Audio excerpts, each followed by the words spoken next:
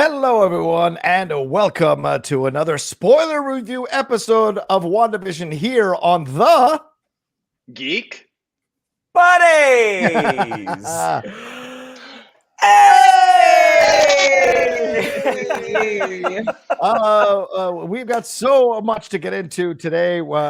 This episode 8 is supposedly the last episode before we get to the finale. Still, those rumors persist that there's a Phantom 10th episode. But Nelly, was there a lot in this episode for sure.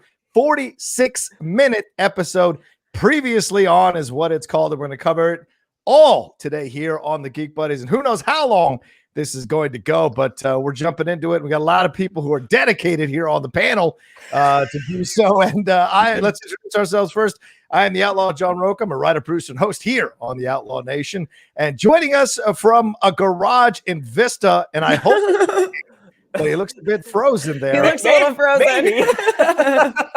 Can you hear us? Mike, oh, he's out. Well, we lost him. Let's keep going. Shannon McClung, how are you? Tell him. I'm okay, Johnny. This is Shannon McClung. I'm an animation writer and a television actor. Where you may have seen me on Brooklyn Nine-Nine, Silicon Valley, and Modern Family. And Vogel just texted me. Yeah. He wrote, "Shit, guys, as soon as we started, the whole thing cut out." Frowny face. Oh, no. Let's hope we get it back. I will text. He's like, I just got booted. I'm texting him right now. All right. Tell him to get back on as soon as possible. And, of course, joining us for this review episode, as she has every week graciously here on the Geek Buddies for WandaVision, the great Emma Fyffe. How are you, Emma? I am great.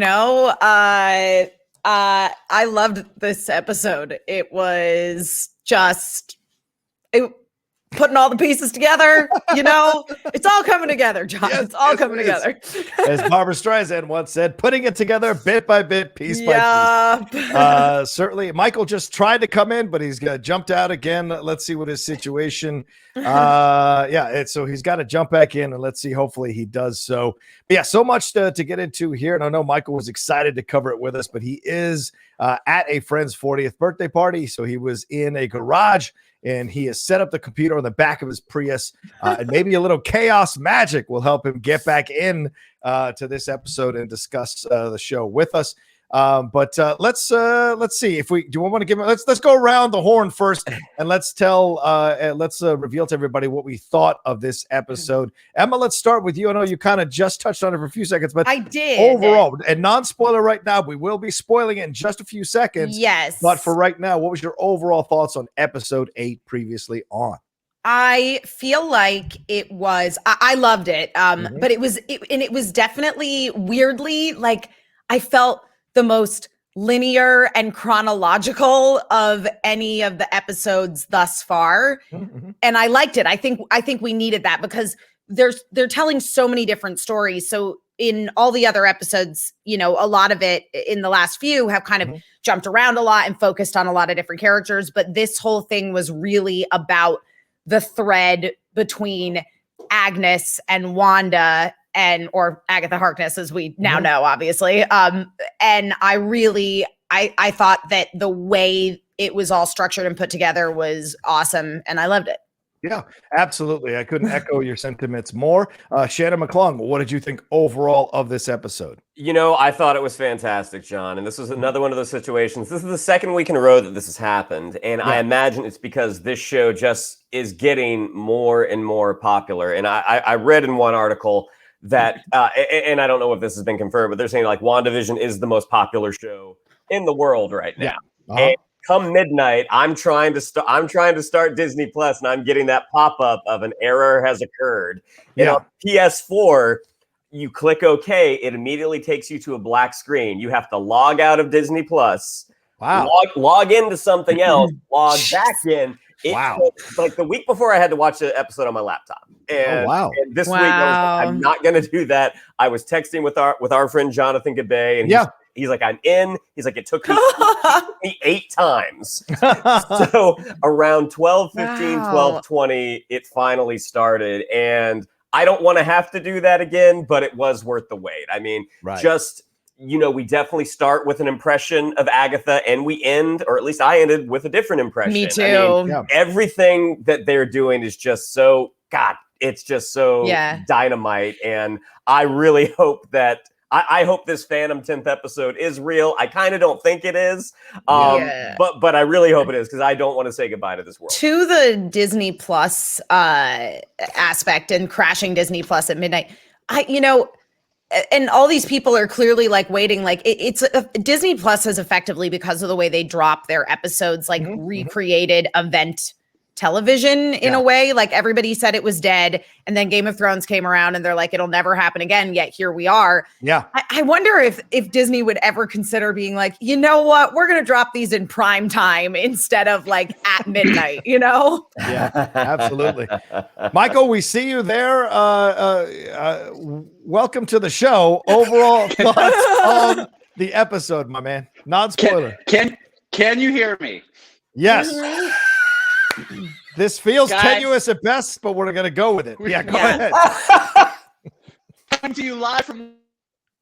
Oh, no. It's really hard to get word out from here. Are you in Westview? Episode, is that what we're talking about? Yes, overall thoughts of the episode. Right now. It was great. This was the episode that like torpedoed a bunch of theories right out the window. But this was the penultimate episode. This was the episode that really kind of broke down what the show was about. It was the one that felt most like watching a Marvel movie on the small screen. And as much as it sort of torpedoed a lot of the stuff that we've been talking about in the past several weeks, what we got in return and the answers that we did get were absolutely amazing. So I was gripping, edge of my seat for this entire episode. So thrilled, so amazed. Like, it was great. I can't wait to talk about it. So I'm glad that my phone is working for the moment. We will see how long this goes. Yeah, you might need to step out of the garage and actually walk out somewhere with your chair to do it from your phone so you have better reception. We shall see. But Michael, not everyone's theories were torpedoed in this episode. Not everyone's theories, but certainly there were a lot of theories that were torpedoed.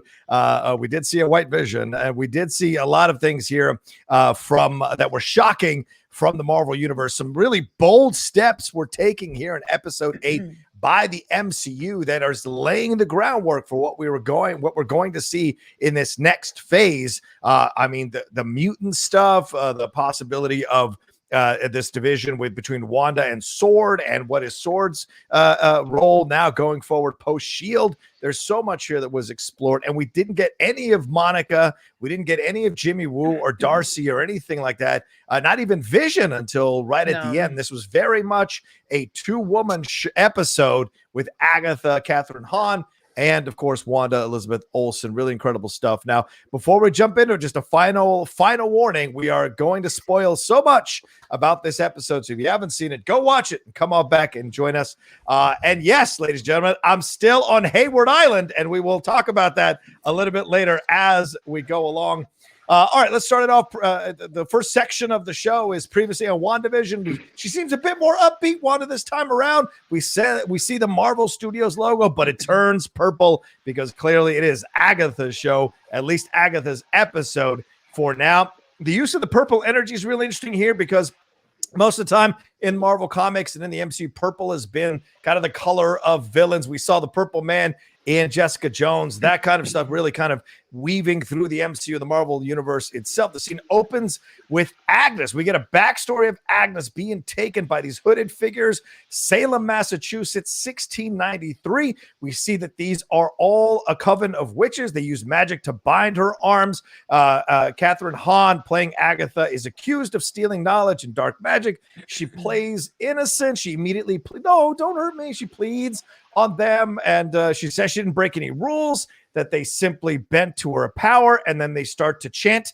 this Latin chant. She pleads for them to teach her instead, and pleads for her mother to help her, and then they all attack her with their blue magic, very reminiscent of the Tesseract color there. And after she screams in pain, she turns their magic back on them, sucks the life out of them, which prompts her mom to rise up and shoot magic at her. And she says, please, I can be good. And she says, no, you cannot.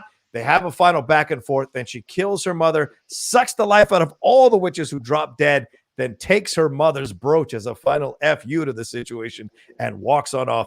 Emma, I'm gonna go to you first because you're not in the garage. You tell me I'm about not. this. You tell me about this opening sequence here and how it connects and how it affected you. Go ahead. Okay, so first of all, I was not expecting to jump in with this, but I was like, oh, cool, we're getting a little Agatha context, backstory, etc. here. So obviously, the biggest takeaway for me from this is her draining the power from all the other witches, and the fact that it's basically like the way I interpreted it is like they were using their blue magic, but whatever she did, whatever sort of dark knowledge she stole is all about like stealing the magic of others. And she clearly like drained their magic out of them, draining their life force out of them, like we saw in the commercial with the Yo Magic.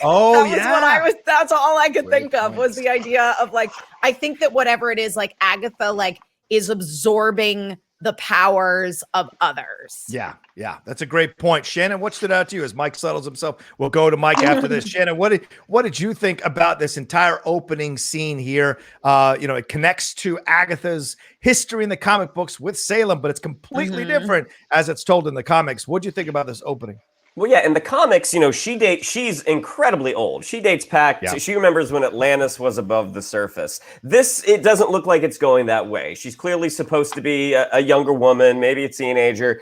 But the thing that really struck me is like, yes, she has done something wrong. But even as she's on the precipice of being executed, she's saying, help me use this. I didn't break your rules. They bent to me.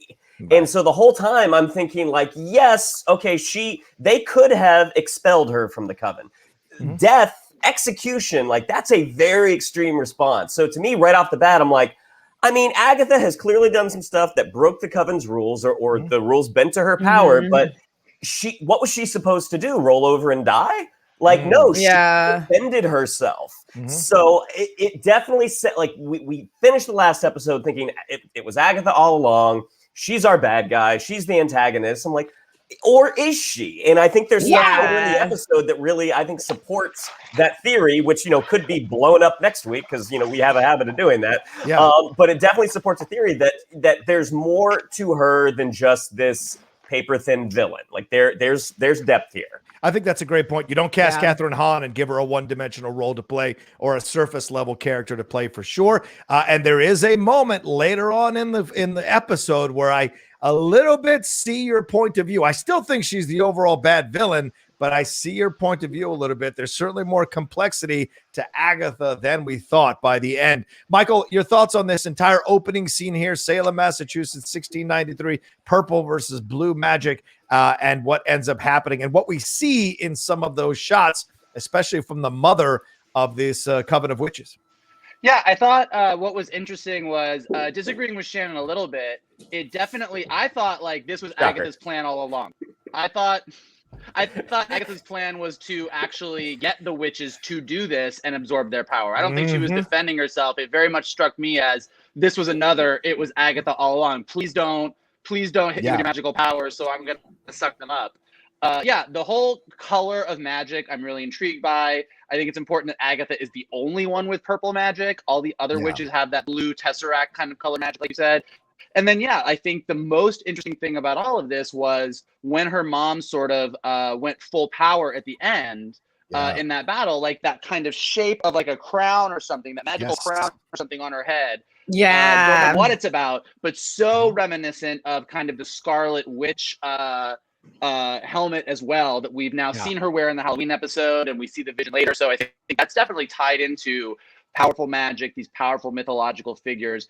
And I think like the most important thing is to remember that this is the first time that we've gone full magic in the MCU. Yes. Like Thor and the Asgardians were explained away by being aliens. And all the Infinity Stones are cosmic powers. It's all very tied to science. And this is the first time that we've delved fully into this has nothing to do with science affecting things, or there's no sort of genetic explanation. Like this is just straight up magic. And I think that's really important. Yeah, I think that's a great point, Mike, because this episode launches a number of firsts in the MCU. This is one of the firsts that we get right off the bat. from this opening. You're absolutely right. Her head, or the mom's head, kind of with the power, kind of symbolizes that headgear that Wanda will be wearing later. But also, I found this out, and I wonder if this connects at all. The design is also reminiscent of an ancient sorceress named Zerad-Na, who was in the Marvel comic books, which perhaps suggests this coven learned Atlantean magic. Shannon, you talk about the fact that in the comics, Agatha is actually centuries old by the time the Salem witch trials happened, and she's actively involved in getting weaker witches killed. So she is part of getting witches killed in the Salem witch trials. She, in fact, initiated or helps to initiate it so that she can become even more powerful. Michael, you make an excellent point. Maybe she set this whole thing up because her protestations of innocence. If she could have really destroyed all of them, she might have done that from the beginning. But having them all send their energy to her, as Emma pointed out, made it so much easier for her to suck their energy off of them, and give her more power to take on her mom and eventually suck the magic out of her mom. And maybe what she's doing with Wanda later on. Another thing is that the book in Agatha's basement could well be the tome of Zerad-Na, which is the witch I just mentioned, who was banished from Atlanta because of her prophecies of Atlantis' destruction, but whose spirit lived on after the death to ensure teachings were not forgotten. It's even possible the mysterious runes, which we're going to see in the next scene, used by Agatha, were used to restrain Wanda, are Atlantean in origin. So this is fascinating with all these rumors about Submariner. Isn't Submariner connected to Atlantis, possibly being the villain in Black Panther 2? Are they laying the groundwork even this far back or even this early for the possibility of Submariner? Am I wrong on this, Shannon? Is Submariner Atlantean? Yes. Yeah. So maybe there's something here. We shall see. All right. So that scene ends. We go right to where we left off last episode. Wanda's in the basement with Agatha. She senses that Wanda's trying to read her thoughts. Agatha says, your thoughts are not available to my thoughts are not available to you. And Wanda protests, where are my children? Then she gives her shit about her accent, which of course is an MCU meta moment. And then Wanda discovers that her magic doesn't work in Agatha's basement. Agatha has spun these basic protection spells, and she talks about the runes and that only she can use her magic when a witch sets the runes. That witch can only use her magic in that area. Talks about the costumes and hairstyles. Talks about fake Pietro. #Pietro, which I love, and then addresses what a lot of us have been asking about. Why didn't Aaron Taylor Johnson show up? Well, necromancy is not in her power scheme when this body is on another continent, and of course, full of holes, and used her self-doubt against her. She's explaining that she doesn't understand how Wanda has been able to do what she's doing. So this has all led to this moment. This entire season has led to this moment, Emma, where Agatha cannot figure out how Wanda is so powerful. She displays her magic with the cicada, turning it into a bird, then turning it back into a cicada for the bunny to eat.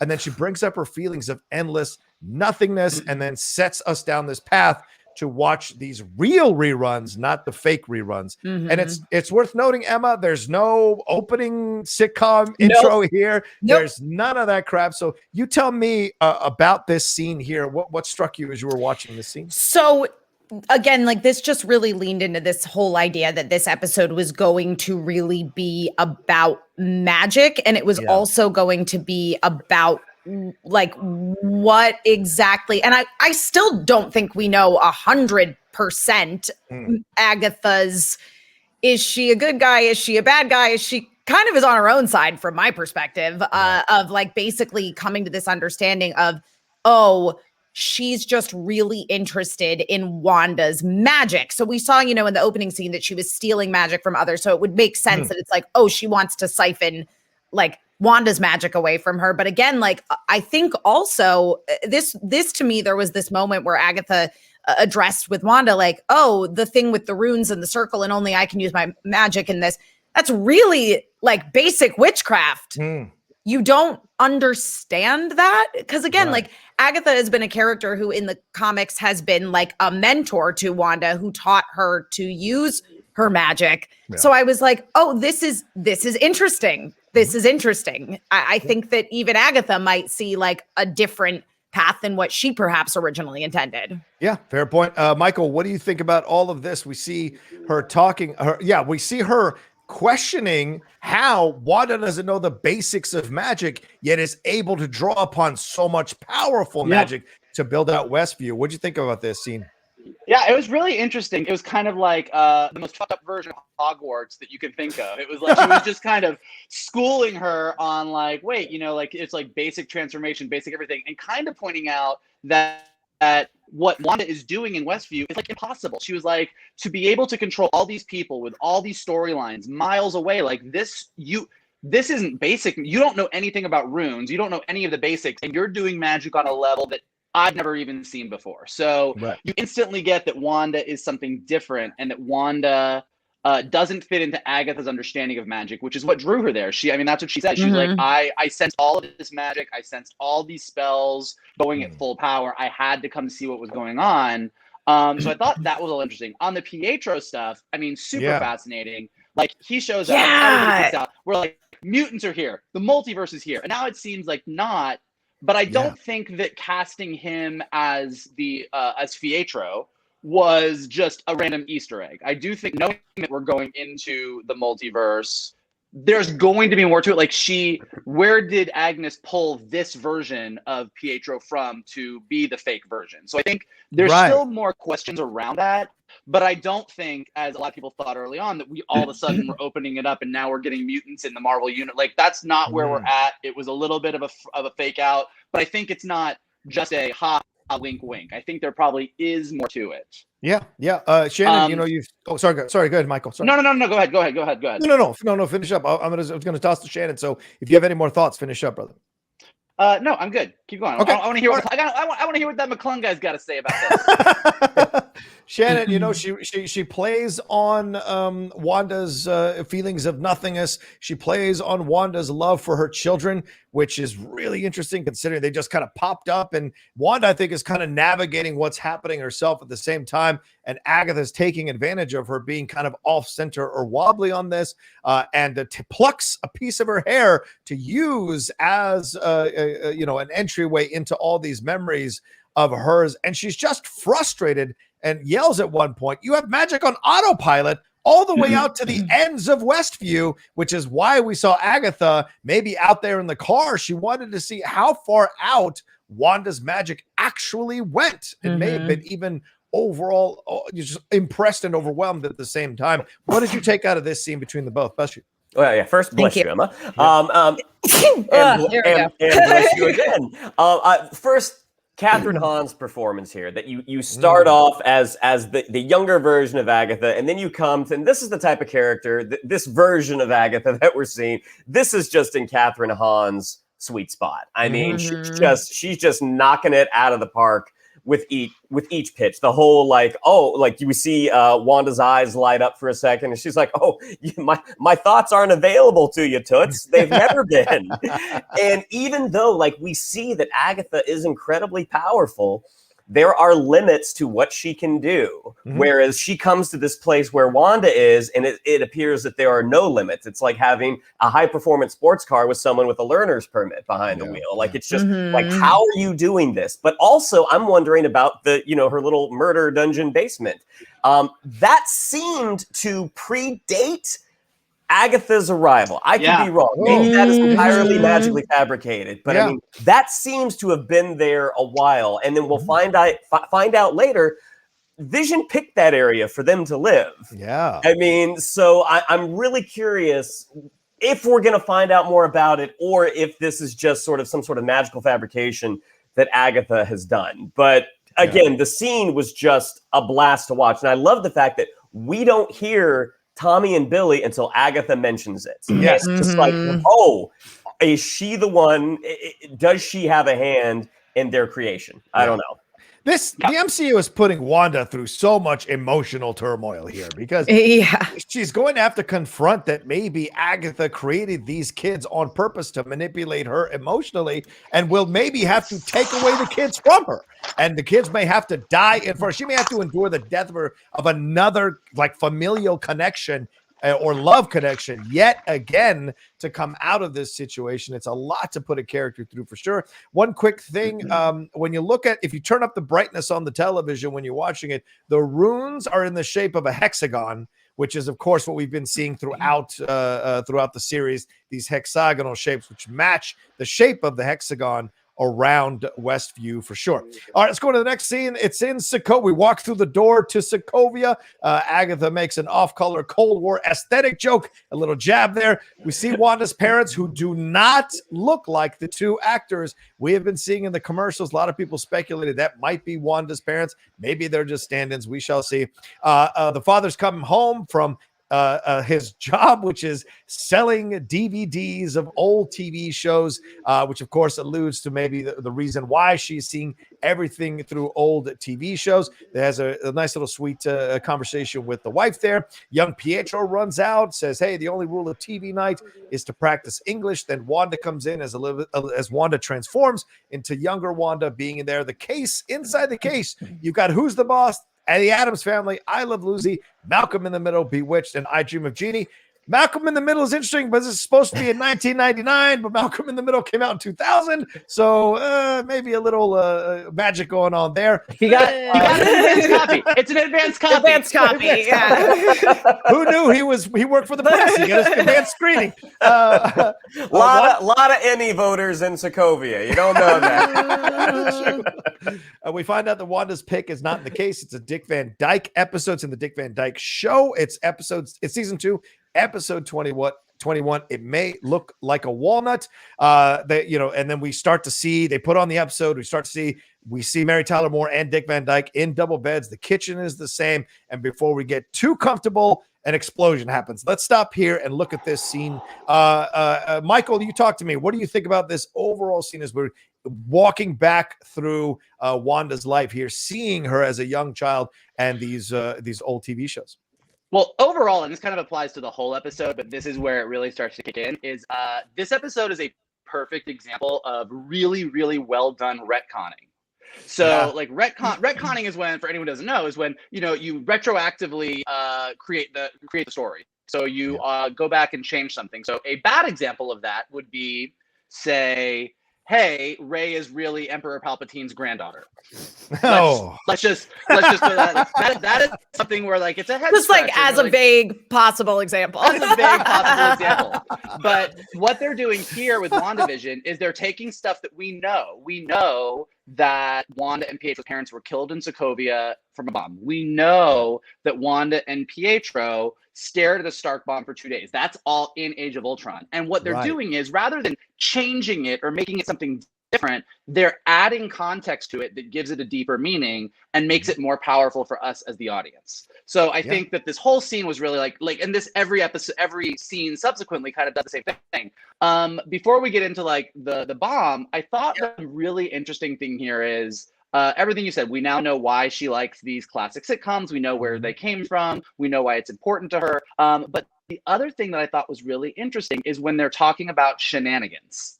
They're talking about sitcom shenanigans. And they're saying, I think they say, they're saying, a shenanigan is a problem that's more silly than scary. Sometimes it's a little scary. It's like mischief. It's silly mischief that always becomes fine by the end.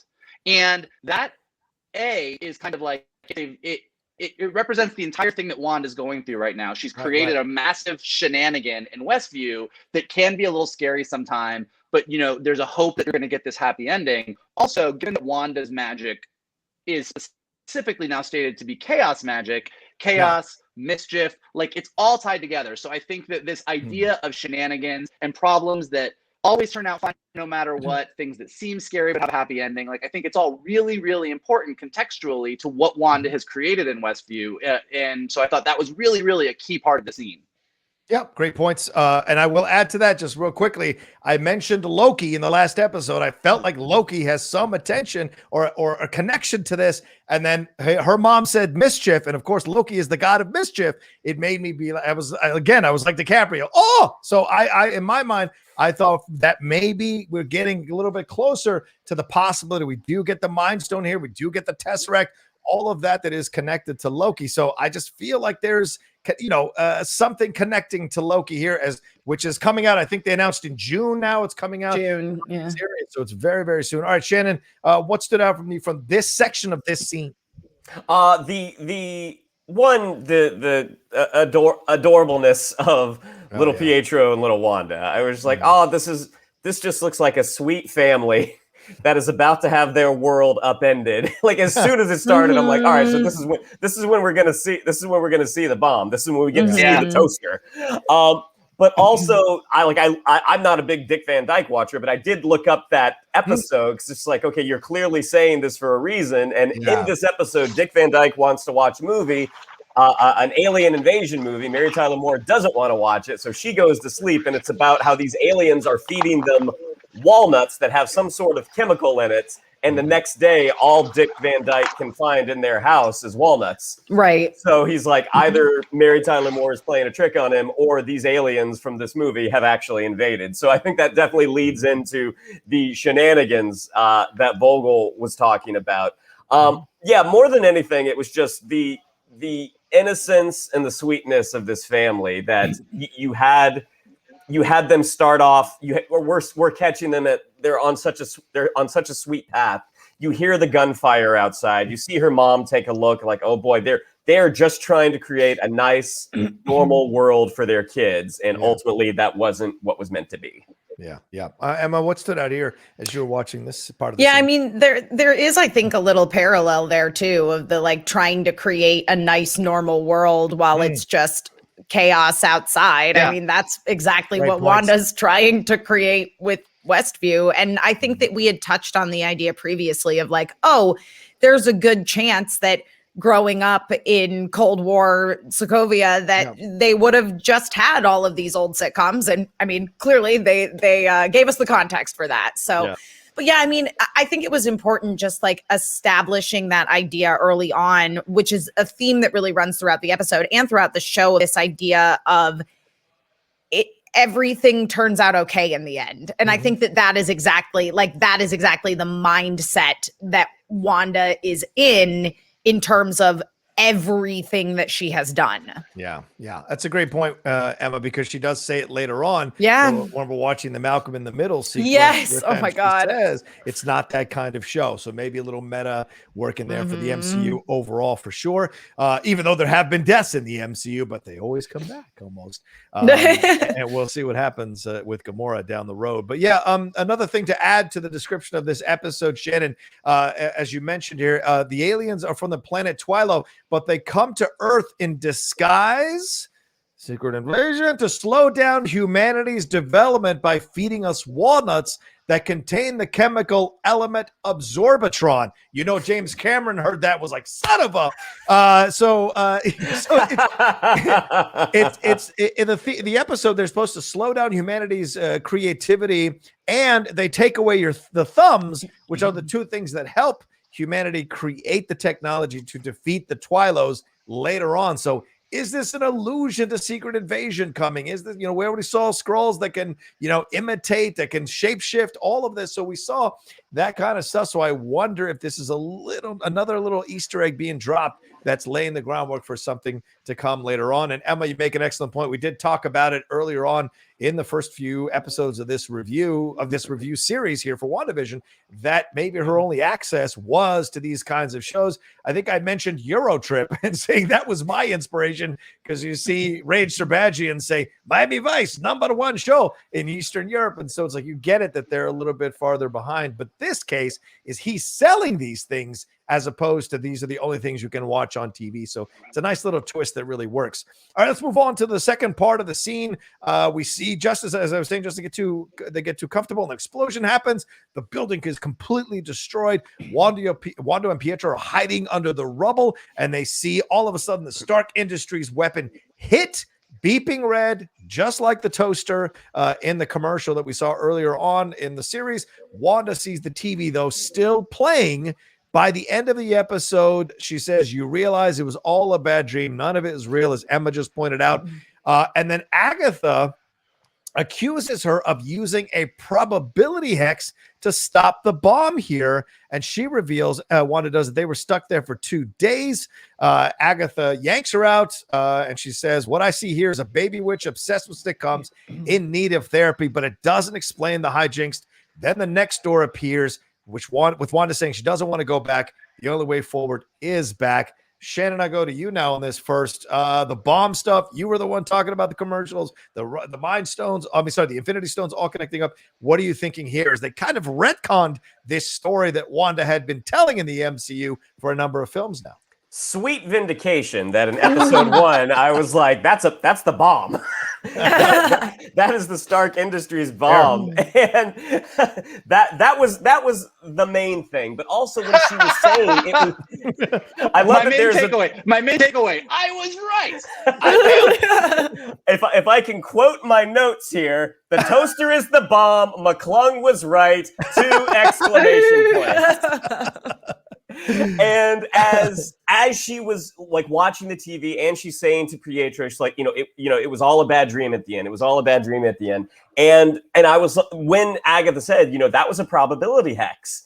And I was like, oh my God, was little Wanda saying she was able to alter the probability of that bomb going off by saying it was all a bad dream at the end. I was like, oh, that's such a great connection to the comics, because that is one of her mutant powers, is the ability to alter probabilities. Yeah. Which, as you read that as someone who hasn't read it in action, you read that as someone who doesn't know comics, like, that's a weird power. Like, what does that mean? Alter the probability. And it means she can change the outcome of things. So the idea that little Wanda had this maybe mutant power, at least this magical power, even when she was a kid, it's like, oh, this is the path is starting to become very clear of how she became.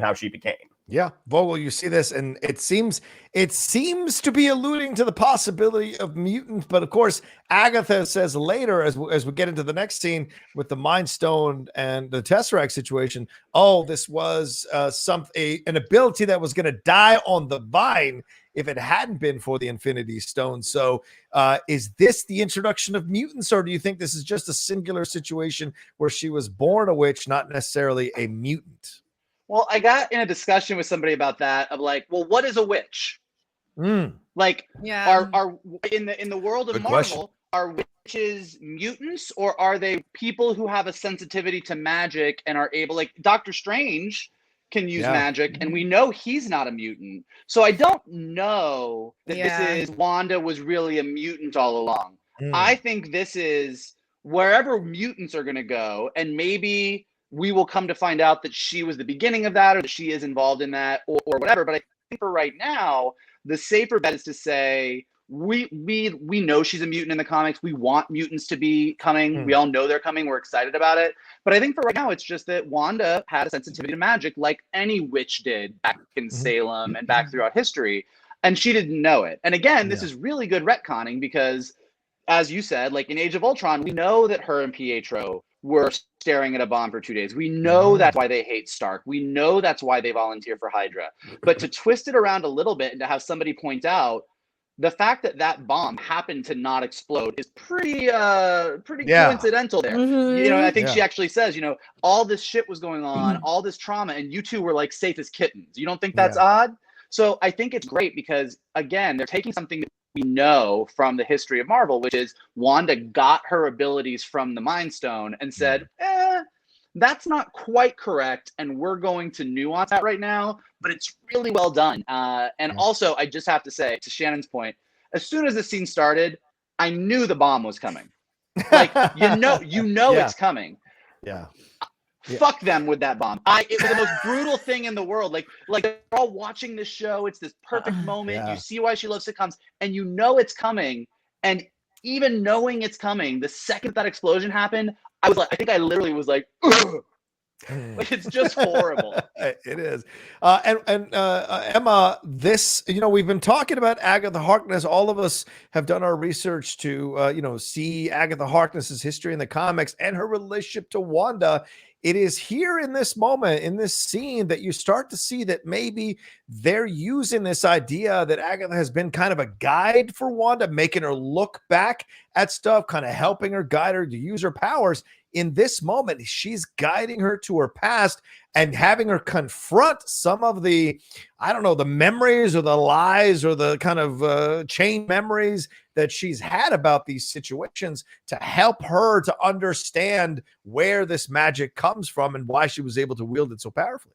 Yeah, I mean, if you think of their conversation at the end of the last episode, she says to her, "Lovely to finally meet you, dear." So like this, I think, again, this is theorizing because we don't fully know, but Agatha in this episode, again, like is trying to uncover the source of Wanda's magic. So has she been trying to get, I think on some level she's been trying to get the real Wanda to reveal herself all along. Yeah. And so that's more of the Agatha all along. Like all of the mischief she was causing was to get to the real Wanda, to go down. And now they're going down this path for her to have this better understanding of her powers. Right. It just feels like it's coming from a nefarious place rather than a helpful place, because Agatha has designs on finding out why she can wield the magic. Well, and also we saw in the opening scene that Agatha stole, again, I guess it's not 100% confirmed, but she's, from my perspective, stole power from those other witches. Yeah, exactly. And they said stole power above her station, above her youth, above her age. So very interesting, that as well. All right, let's move to the next scene. Wanda's back in the compound where Hydra was training her. As we said, she did not want to go in there. We see the Hydra symbol on the door, and we see Wanda, Elizabeth Olsen, back in the outfit she was wearing when we saw her in that post-credit scene, messing around with her power. She's there with the Tesseract, the two doctors. I don't remember the names of that doctor who is there. I'm sure you guys will inform me there, but she's there with the Tesseract. The Mind Stone moves out of the scepter. She is Loki's scepter. She is transfixed by it. She reaches out to it, and it explodes in a hail of yellow. And we see one of the most amazing visuals and visions you're ever going to see in the MCU. This Scarlet Witch in silhouette descending down through the yellow. Then she passes out, and then she's in a cell watching Brady Bunch, or making Brady Bunch appear on the TV screen. And when these doctors go back to watching the video of what happened, it skips, just like the video skips when we were watching it in Westview earlier. And that's when Agatha pulls her out and says, the Infinity Stone amplified what otherwise would have died on the vine. Agatha says she has a theory, but needs more. Okay, Mike, so much happens in this with the Mind Stone, the Tesseract, Hydra, and all this. Talk to me to what you thought about this scene and what you got out of this. Well, I mean, first of all, like I've been saying, like it's taking what we know and tweaking it slightly. We thought this whole time that she got her powers from the Mind Stone, when reality now what we know is that her powers are what sort of protected her from the Mind Stone. It's what allowed her to access the power that no other volunteer in Hydra was able to get to. So I think that's amazing. You're right. The vision was awesome. Again, you saw at the beginning with Agatha's mom, you saw sort of this helm made of magic. Now you see this vision of what we all look at and go, that's the Scarlet Witch. That's the costume. And we see it kind of floating down through the Mind Stone as like a vision. And then it's also got me thinking, because I start when something like this happens, I start thinking of like all the other pieces. And I'm like, well, then what is Pietro? Like, why was Pietro okay? Is Pietro a mutant and she's a witch, or how does it work? And really what I came to, and it'll be interesting to see where they go with this, I think it's probably her probability powers. Like Wanda is very protective of those she loves, clearly. And so the fact that her brother also was able to access the power of the Mind Stone kind of can fall right under that probability, that chaos magic that allowed them both to survive the Stark bomb. Okay. All right. What do you think, Emma, about this scene? What did you take away out of this in the Brady Bunch episode and all the things that are happening here? Yeah. Well, first of all, I want to see that Scarlet Witch costume not bathed in light. Ditto. That was super cool and exciting to see. I didn't know, because I mean, obviously, like we saw her in the Halloween costume version of Scarlet Witch, but I didn't realize how much I like want to see the MCU version of the costume with the like helmet crown situation. Again, it's like the whole idea of the probability factor and the hex magic, and having that be what protected her from the Mind Stone. I loved that. It was just I think the thing that was really cool for me about this episode overall was it just really like drove home this idea of it all being about Wanda and like really gave Wanda a lot of agency, I felt, as a character. Whoa. In that like she was responsible for protecting herself and her brother, because I had a moment when the bomb went off where I was like, oh, like, you know, he's going to suddenly get his speed powers and, you know, get him out of the way and rescue them, whatever. But then it was her using her magic to stop the bomb from going off. And again, so like this whole thing was about Wanda. Right. And this again, just really like leaned into that idea. Yeah, definitely. Shannon, the Kitty Carryall episode from Brady Bunch here. Oh God. Talk to me. Kitty Carryall is missing, brother. So talk to me about all of this scene, and then do you have any insight into the Brady Bunch? So one of the, I believe both of the Hydra scientists, I believe they're just unnamed. It's like Scientist 1, Scientist 2. I might be wrong, but one of those actors, the guy with the hair, that's an old acting class friend of mine, Hans Opa. And so, and like his sort of specialty is he's great with these European accents. Like that's hilarious. He played a French officer in Turn. He played a Russian in Get Shorty for Stars, so it's like, now he's got the German accent with Hydra. But in terms of, I don't think that her probability powers necessarily protected her. I feel like the Mind Stone amplified. I think it's basically what Agatha said. It amplified what was already there, right. And I use Pietro as that example, is like what he was imbued with was not magic or anything, because he didn't have that magic. Like maybe he was an athletic kid, and that's why his power is literally he can run fast and do everything fast. I read an article, I believe it was on Den of Geek. I did not come up with this. I saw that it was the Brady Bunch episode. Yeah. But it was the Kitty Carryall where Cindy thinks Bobby has stolen her doll, and they I do remember this episode. They have a little trial in at the Brady house, and come to find out that it was Tiger the dog who had taken the doll away. The writer of this article had said maybe that's why Agatha killed Sparky, is because dogs are unpredictable. That's true. I did not take credit for that. I read that and cracked up. So I do believe in it's episode 3, I guess. The pregnancy where Vision is doing the diaper change. Like that's basically the Kitty Carryall doll from Brady Bunch. Right. So I think that you see the connections of where her inspirations came from for what she built in Westview as well. I also think the episode is an allusion to what we're going to see later. Who took Vision's body? Who took my Kitty Carryall doll? Right? It was the dog. It was Hayward. It wasn't Wanda. It was the dog.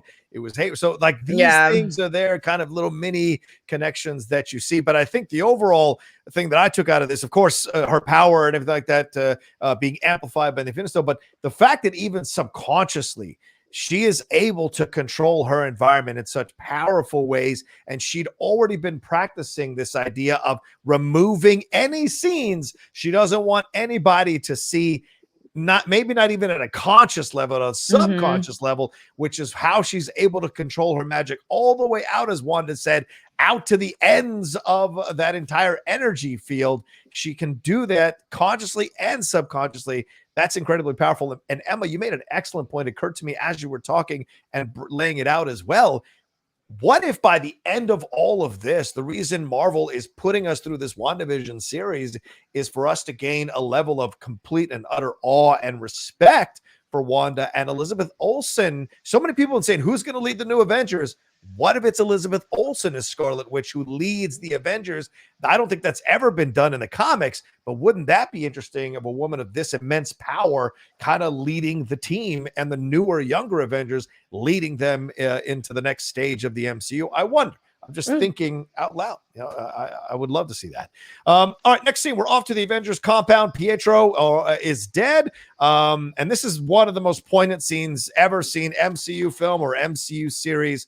Wanda talks about how she was in a new country. She was all alone. Pietro had died. We see her sense Vision.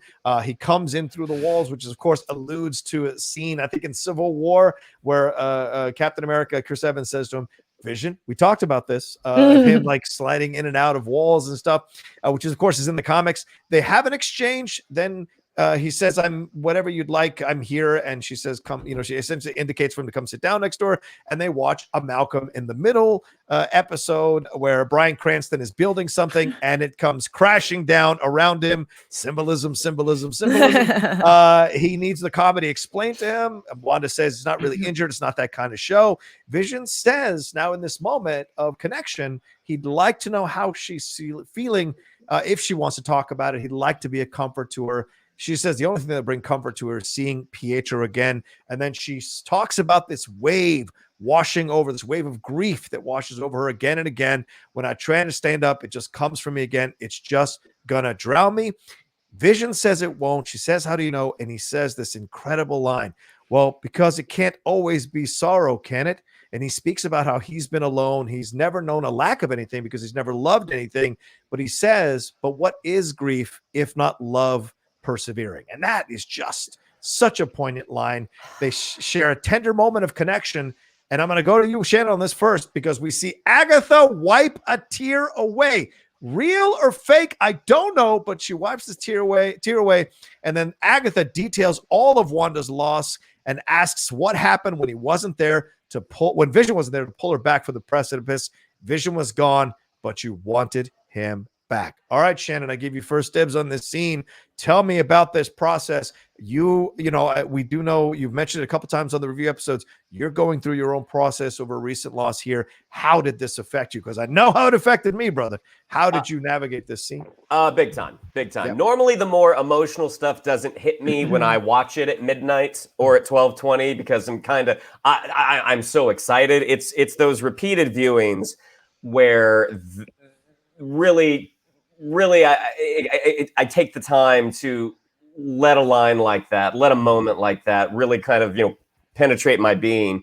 And it's just a beautiful scene, because you see, despite all of the technical advancements that are Vision, he's still kind of, there's an infancy to him. Like he was designed to as somewhat of a weapon.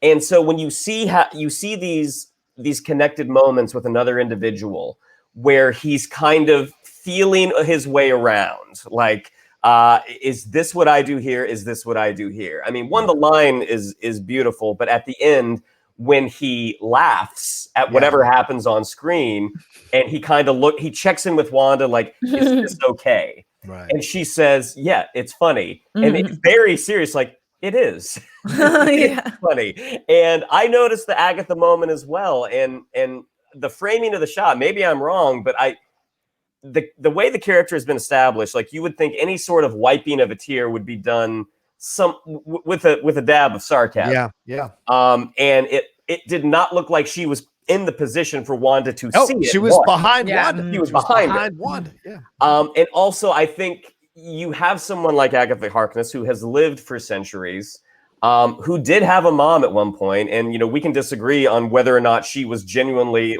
was asking for forgiveness, was asking for mercy. It's still her mom. You know what I mean? I mean, she took that brooch for a reason. I'm not taking it. She took that as a trophy. Okay. I think she took that as a way to remember this person who was influential on her upbringing. Just a beautiful scene, man. And leave it to Marvel that in between these incredible action set pieces and really, really funny jokes and really great comedic moments, that you have these tender moments as well that just hit you right in the heart. Because it is that kind of show. Talk to me, Emma, what did you think about this as you navigated this yourself? Well, I think that one of the things that's really brilliant about this scene and like just framing humanity through Vision's eyes as someone who is not human, but like his just appreciation of humanity. And it's kind of like choosing, there's like two narratives about people of like, people are awful and they're ruining everything, or people are good and there is stuff that's worth saving. And like, looking at Vision's way of looking at people, of this idea of like the impermanence of humans and the fact that these bad emotions, this grief is just like a side effect of having loved, is just beautiful. Yeah. Michael, what struck out as you were watching all of this? And Emma makes a great point. Remember, Ultron and Vision have that conversation about human beings right at the end of Age of Ultron. What did you think about this entire scene here? Well, just echoing what both Shannon and Emma said, this is why we care. We love the mystery. We love figuring out how this is tied to the rest of the MCU. We love arguing and debating about which character is going to show up in multiverses and mutants and all of it. Like, it's super fun. But it's this scene that makes it worth it. It's watching these two actually fall in love. We know they are in love. By the time we get to Infinity War, they tell us they're in love, but we never actually saw those moments. And WandaVision is a chance for us to see it, and ultimately a chance to make us hurt even more and feel what Wanda felt when she lost Vision. I mean, when Paul Bettany comes in and he's watching Malcolm in the Middle, and I think the line he goes, "Is it funny because of the grievous injury that man just suffered?" Yes. It's such a great Vision line. And this whole, again, she says it's not that kind of show. It's echoing back this idea of it's shenanigans, it's silliness, it looks bad, but nobody's really getting hurt. It's all okay. So, like, again, it's a setting of why she loves this world and creates a world like that where everything is going to be okay. Nobody really gets hurt.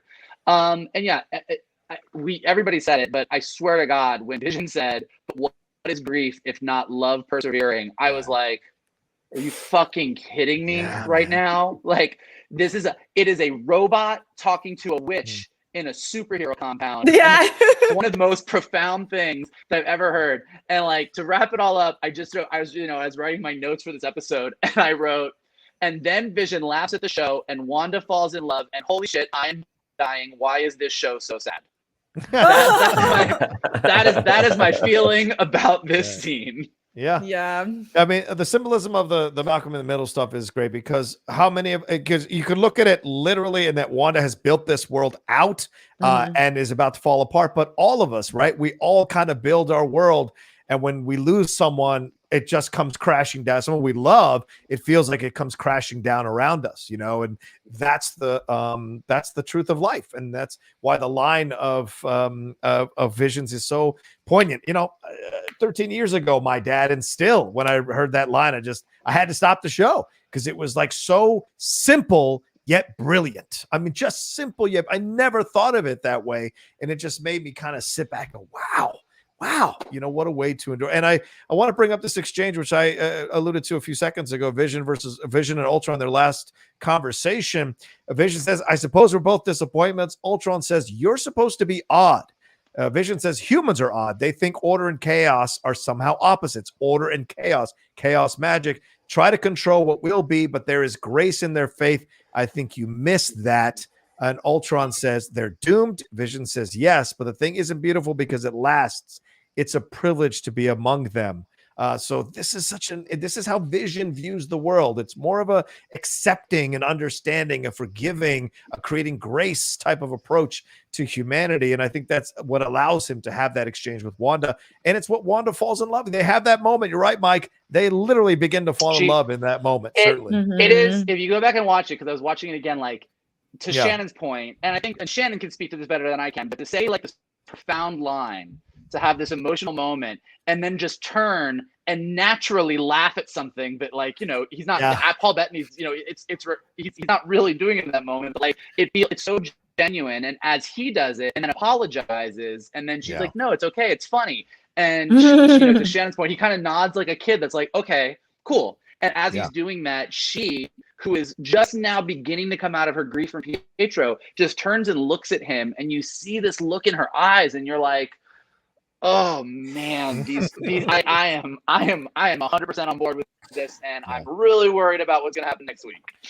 I saw somebody tweet something about WandaVision and went, "Man, this is a ship," meaning like a romantic ship, that I did not care about at all in the MCU films. I was like, cool, I get it. They're together in the comics. It's whatever.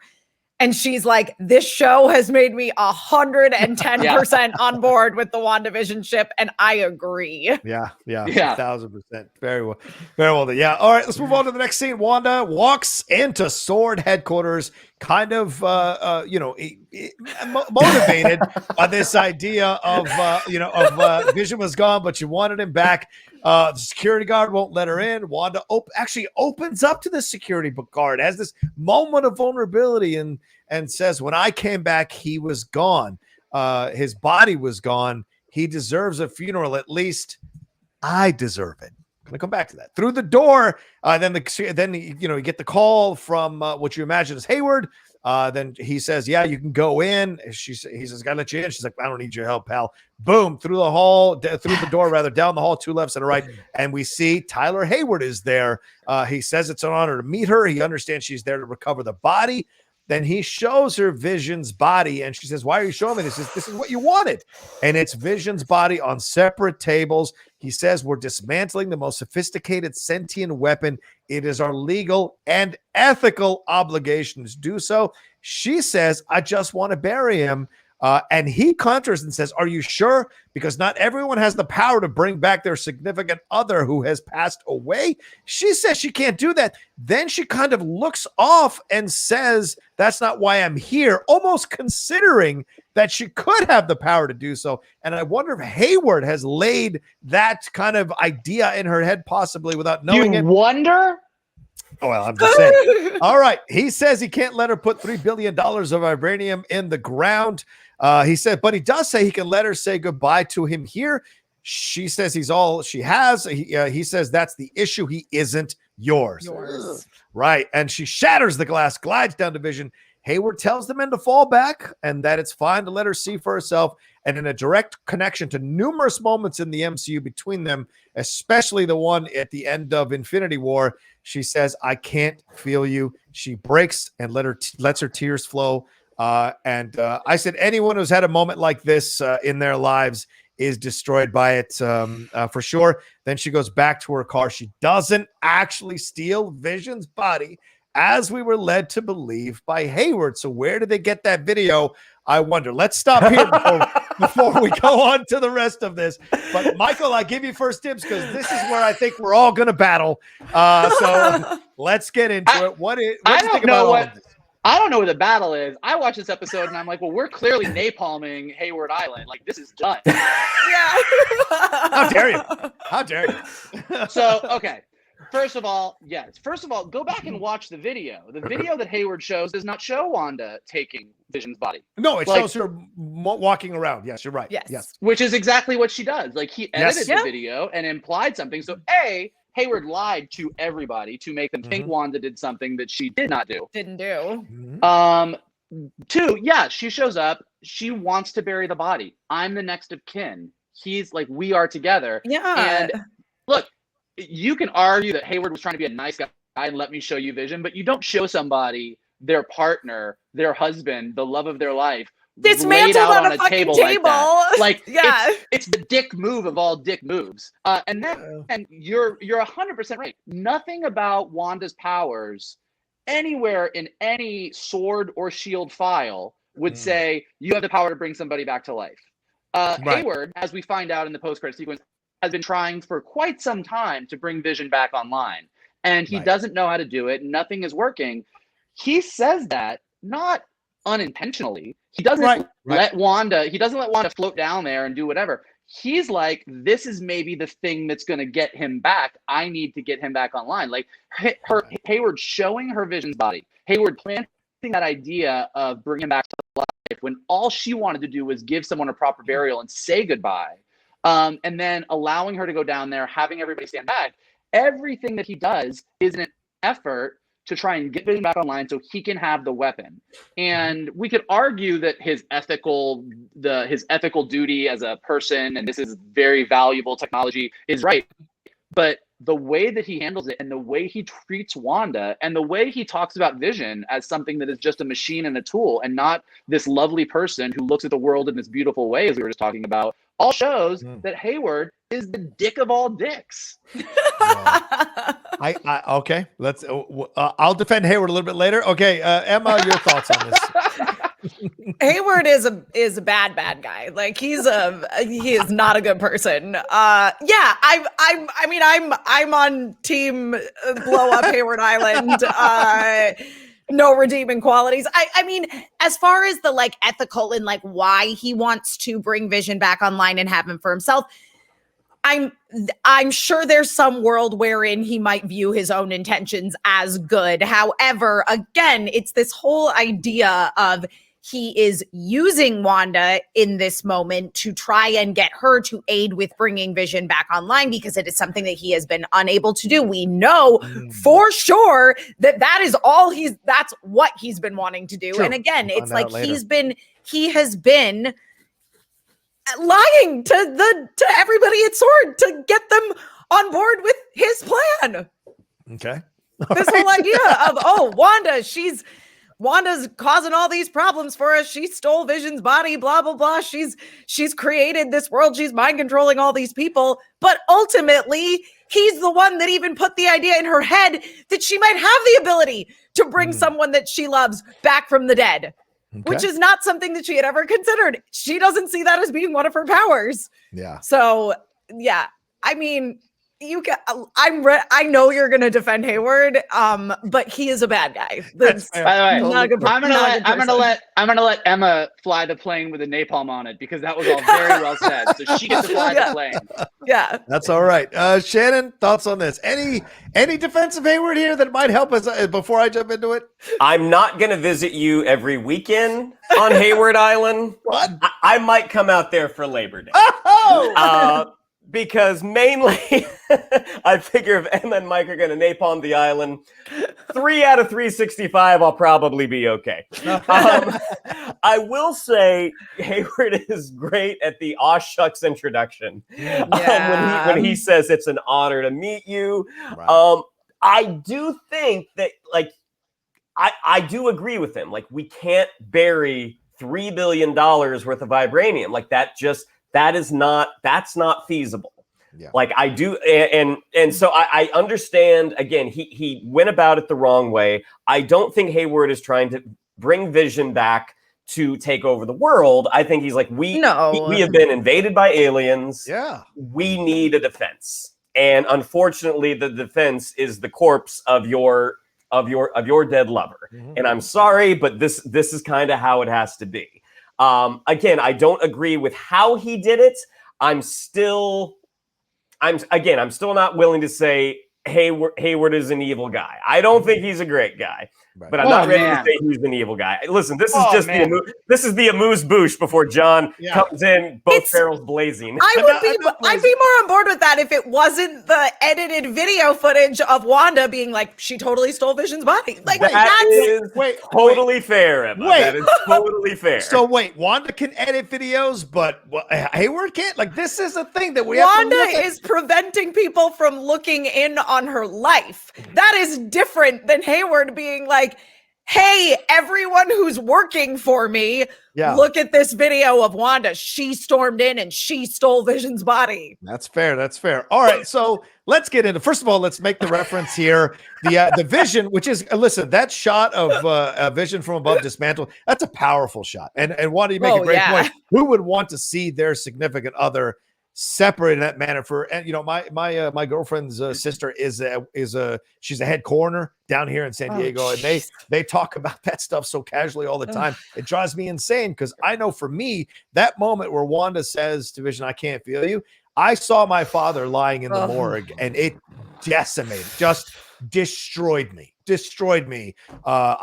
I wailed in ways that I never knew was possible because you just don't know what that experience is like until you see the lifeless body of someone that had so much life lying there in front of you. It absolutely decimates you and you can't feel them. That's such a great moment of truth in loss and in grief. All right. So that being said, Hayward. So let's jump into Hayward. I do understand. Look, to me, I get it. I worked in military intelligence, a military guy. I get it. He is scared of who could get their hands on this weapon. You can't just bury it in the ground with enemies that could take it. $3 billion. Right. Is he clumsy emotionally with her? A little bit, yes. But he isn't like, look at this, look at him. He is more like, this is what you wanted. Here he is. And you're right. I didn't think about it till you said it, Emma. I was just kind of thinking about it. But this idea that he could have planted this idea in her head to kind of, I don't know if it was as nefarious long game enough to see if maybe that was the energy source he was looking for, but certainly not out of the realm of possibility. But I think he's operating from a place of trying to protect this country or this planet from what a being that he clearly is able to manipulate people and force them against their will to live in some fantasy land of hers. You can't just excuse that and say like Hayward is terrible because he's doing these things. He's also doing he's doing things from a reason of protecting people, what he thinks is right. And he wants to create Vision maybe as a way to counter the power of Wanda and what she can do just to protect this world possibly from being mind controlled by someone who clearly doesn't have full control of her powers. That's you're switching cause and effect here. Oh, well, hold on. And also one last thing. Vision's not a human being. He doesn't actually deserve to be married. He's a machine. That's it. Does he have human tendencies? Does he have human connection? But he's not a human being. So to me, what he's saying is valid. I'm just saying. So, but we can get into arguments about what's human, what isn't. So that's fair too. I just love that like no earlier than 10 minutes ago, you were literally quoting Vision, talking about the flaws of humanity and how he says grief is just love persevering. And you wax poetic about how beautiful these things he is, that he says these such beautiful things. Vision is such a great character, and I understand it. But also, he's not really a human, and the government owns him, and they're allowed to do whatever because that's where those things can both exist, though. All right, but this is the core of really good sci-fi. Like to Wanda, this is Wanda's love. She is the next of kin. Like Vision is real to her. She's not in love with a toaster. Right. You're right. This isn't like, hey Siri, let's sit on the couch and watch TV and cuddle. Like this is like the love of her life. Mm-hmm. And so to then say, well, it's okay to treat him like any machine, like you can't have it both ways. Either we care about this relationship and we care about their love, or he's a machine and Wanda's weird because she's in love with a robot. Like it's one or the other. And if we're on board with Wanda and Vision, we can't be on board with the way that Hayward treats him. Now, you can have a bigger discussion if Hayward wasn't a villain and wasn't a dick and said, I understand he's not a dick. He is a dick, though. A dick would have been letting those guys shoot her or try to shoot her. A dick would have been shoving her face against the wall and against the window and saying, "There's your dead husband." Oh no, he's a dick, but he's not an idiot. Like he knows that he can't compete with her. Fair. The other piece of this that I'm saying is you're switching cause and effect. You're saying that the reason he wants to have Vision is as a counter to the fact that Wanda can mind control so many people and manipulate people and has these reality altering powers. But she's never done that. Like when she goes in to see Vision, she's never done that. She is a very strong telekinetic telepath with some weird witchy woo-woo powers. I said that's a possibility. I didn't say that's the only reason. Except that Hayward is at fault for what happens. He tried to get Wanda to go down there in the hopes that she would somehow bring Vision back online, saying, "Oh, maybe you can bring him back." That's you making that leap. I don't agree with that, but that's you making that leap. Okay. Well, that is what happened. It's never said. It's never been said. But good. It's a valid theory, though. Because he puts this idea in her head. Yeah, it's I'll take it is a valid theory. It's not confirmed. Yeah. But because he puts this idea in her head, she then goes and because he's fucking the powers he doesn't understand here, her grief does this thing, but it wouldn't have happened. She just wanted to bury Vision and say goodbye. So this kind of is all Hayward's fault in a way. Okay. She can't bury him. It's $3 billion, Michael. She can't bury him. She's not allowed to bury him. This is technology that was licensed and paid for through the government, through Stark. I don't know what those... Not from the government. Not from the government. Through Stark. Sorry. No.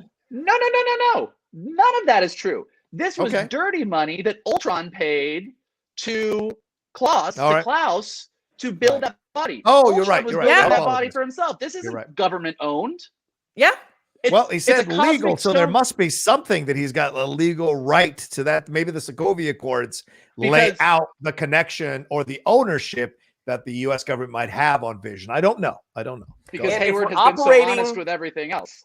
If we're operating under the premise that okay, you cannot bury the body. You cannot have the body. Right. What is the appropriate action for Hayward to take at that moment?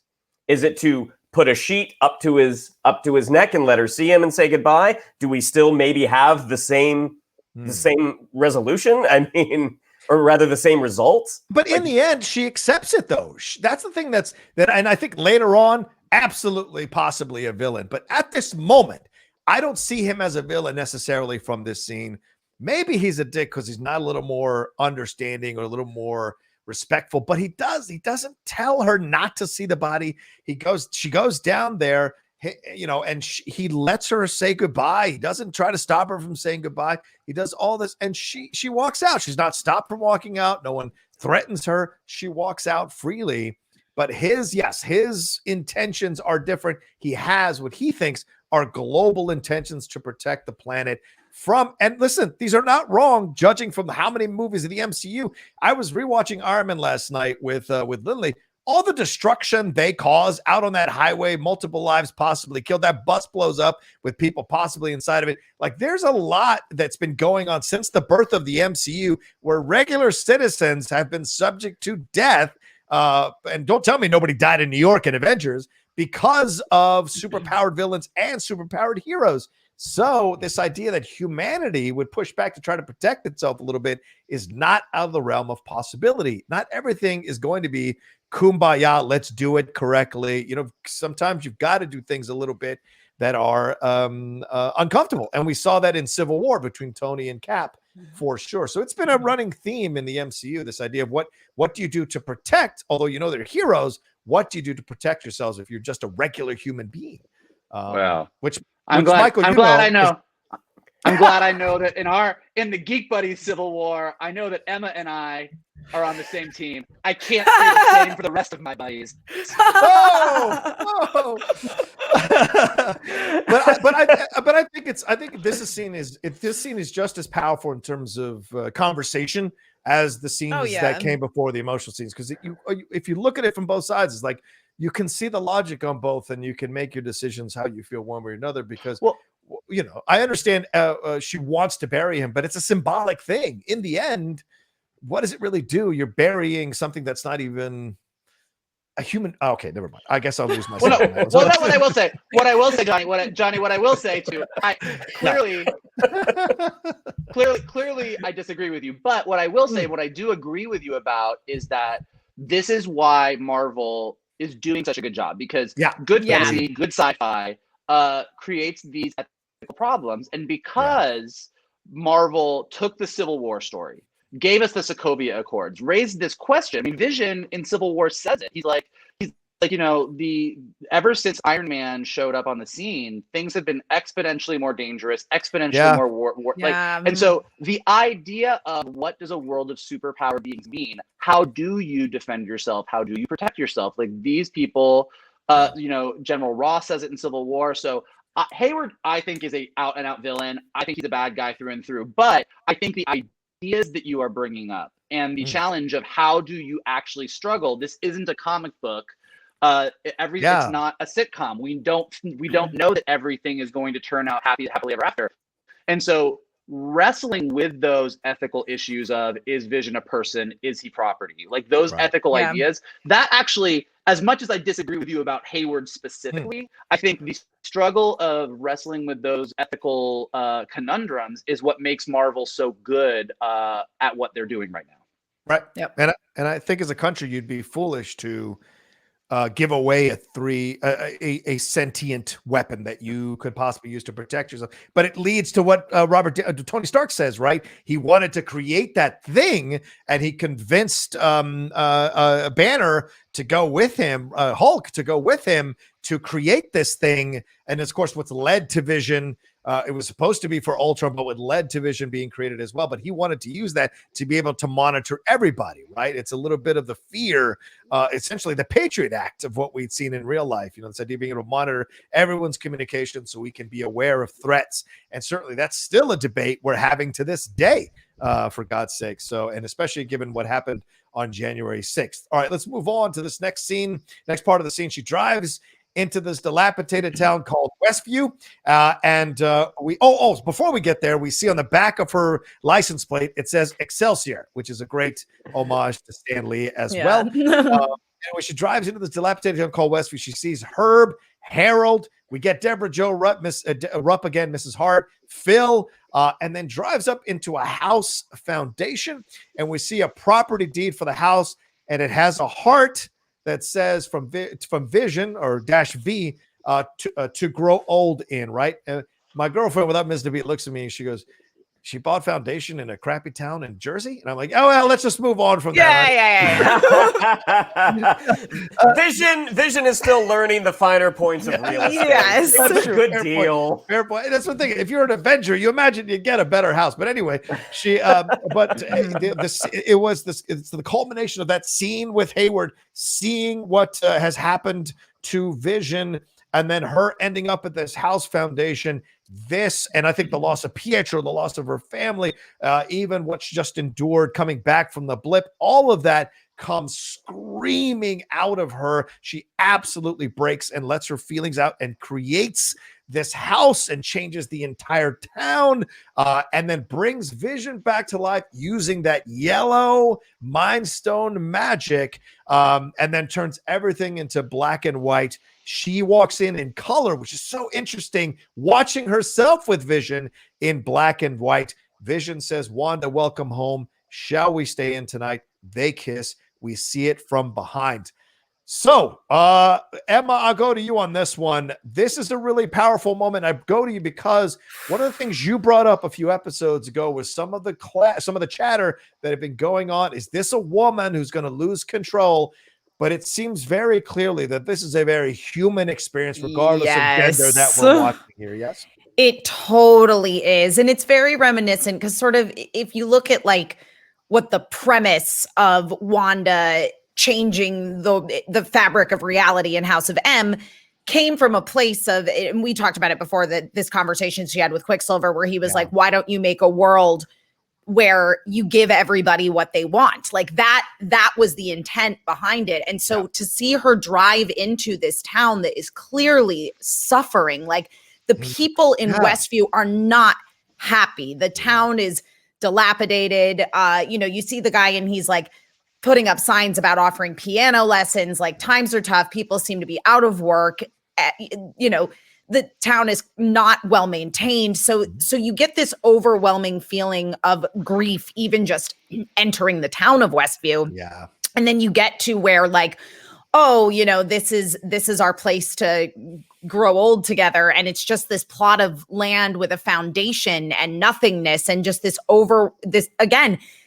And I mean, she made reference to it, this overwhelming sense of grief. And it's that very, very human moment of her finally like really giving into that grief. And that's what leads her to use her magic inadvertently to create this world that is the world that she has seen in all of these sitcoms that she'd watched throughout her entire life, where nothing bad ever actually happens. Like bad things happen, but it's mischief. It's shenanigans. It's not scary. It's funny. And it all works out okay.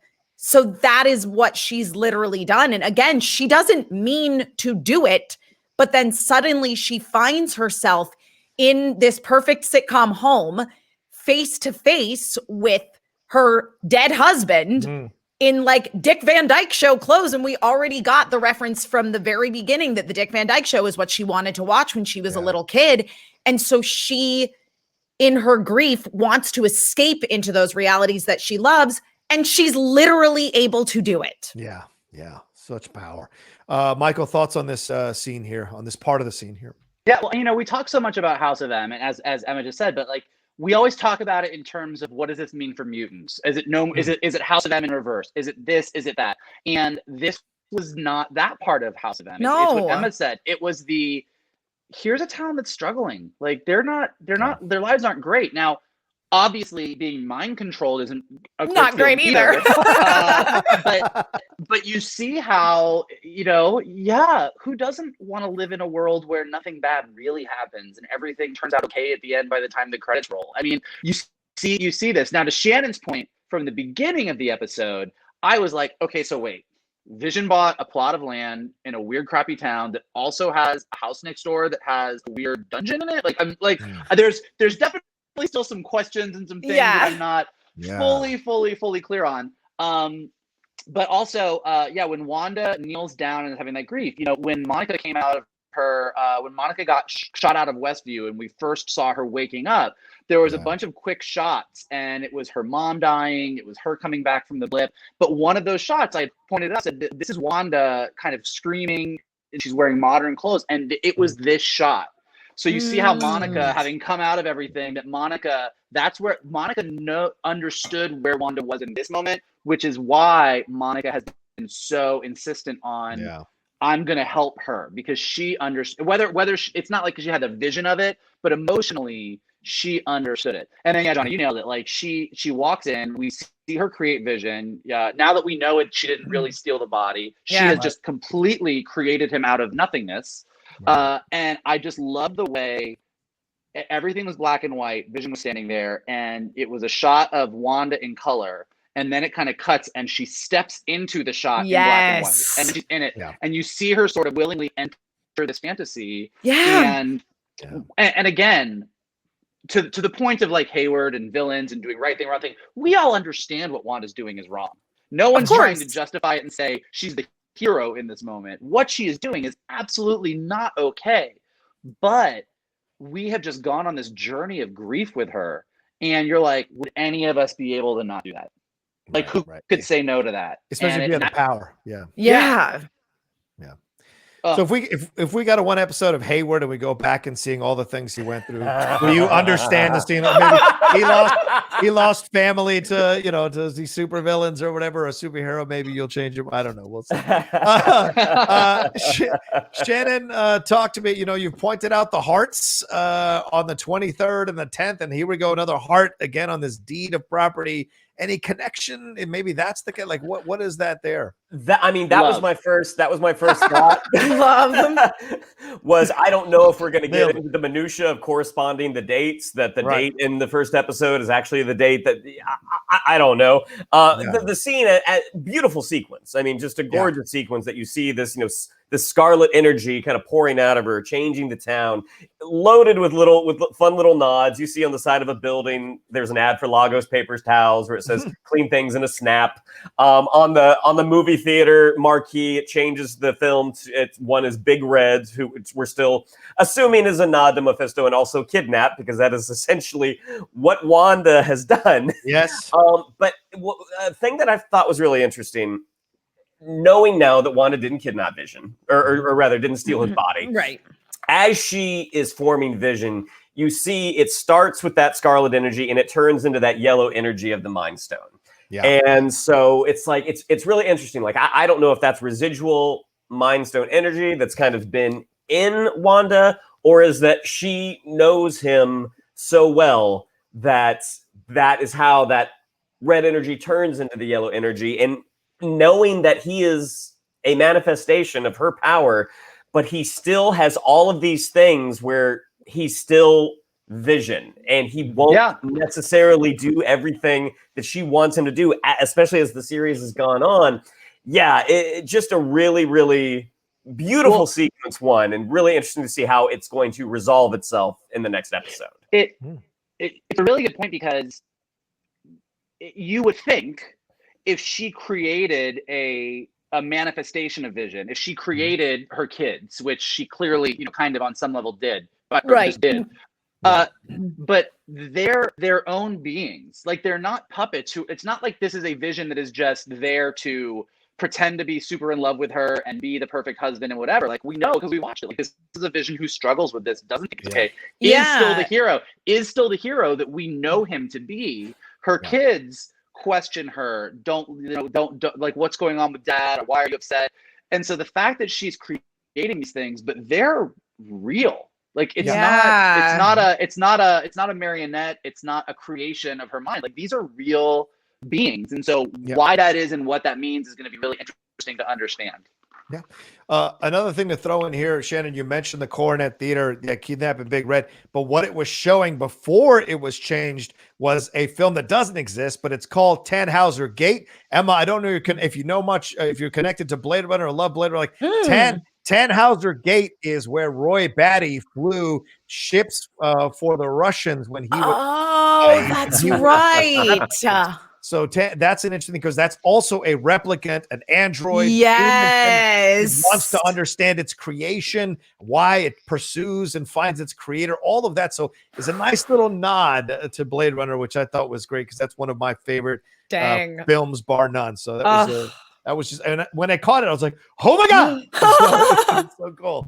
All right, because I don't even know if Blade Runner is under the Disney window, but what a thing to use. All right, let's get to the last part of this episode here. As the scene ends and Wanda is standing behind the black and white versions of her and Vision, we hear this golf clap, this exaggerated golf clap. Charles S. Dutton, like from Rudy, from Agatha there, clapping in the audience. Agatha disappears like that through her purple magic, and we hear the sounds of the kids screaming outside, please help us.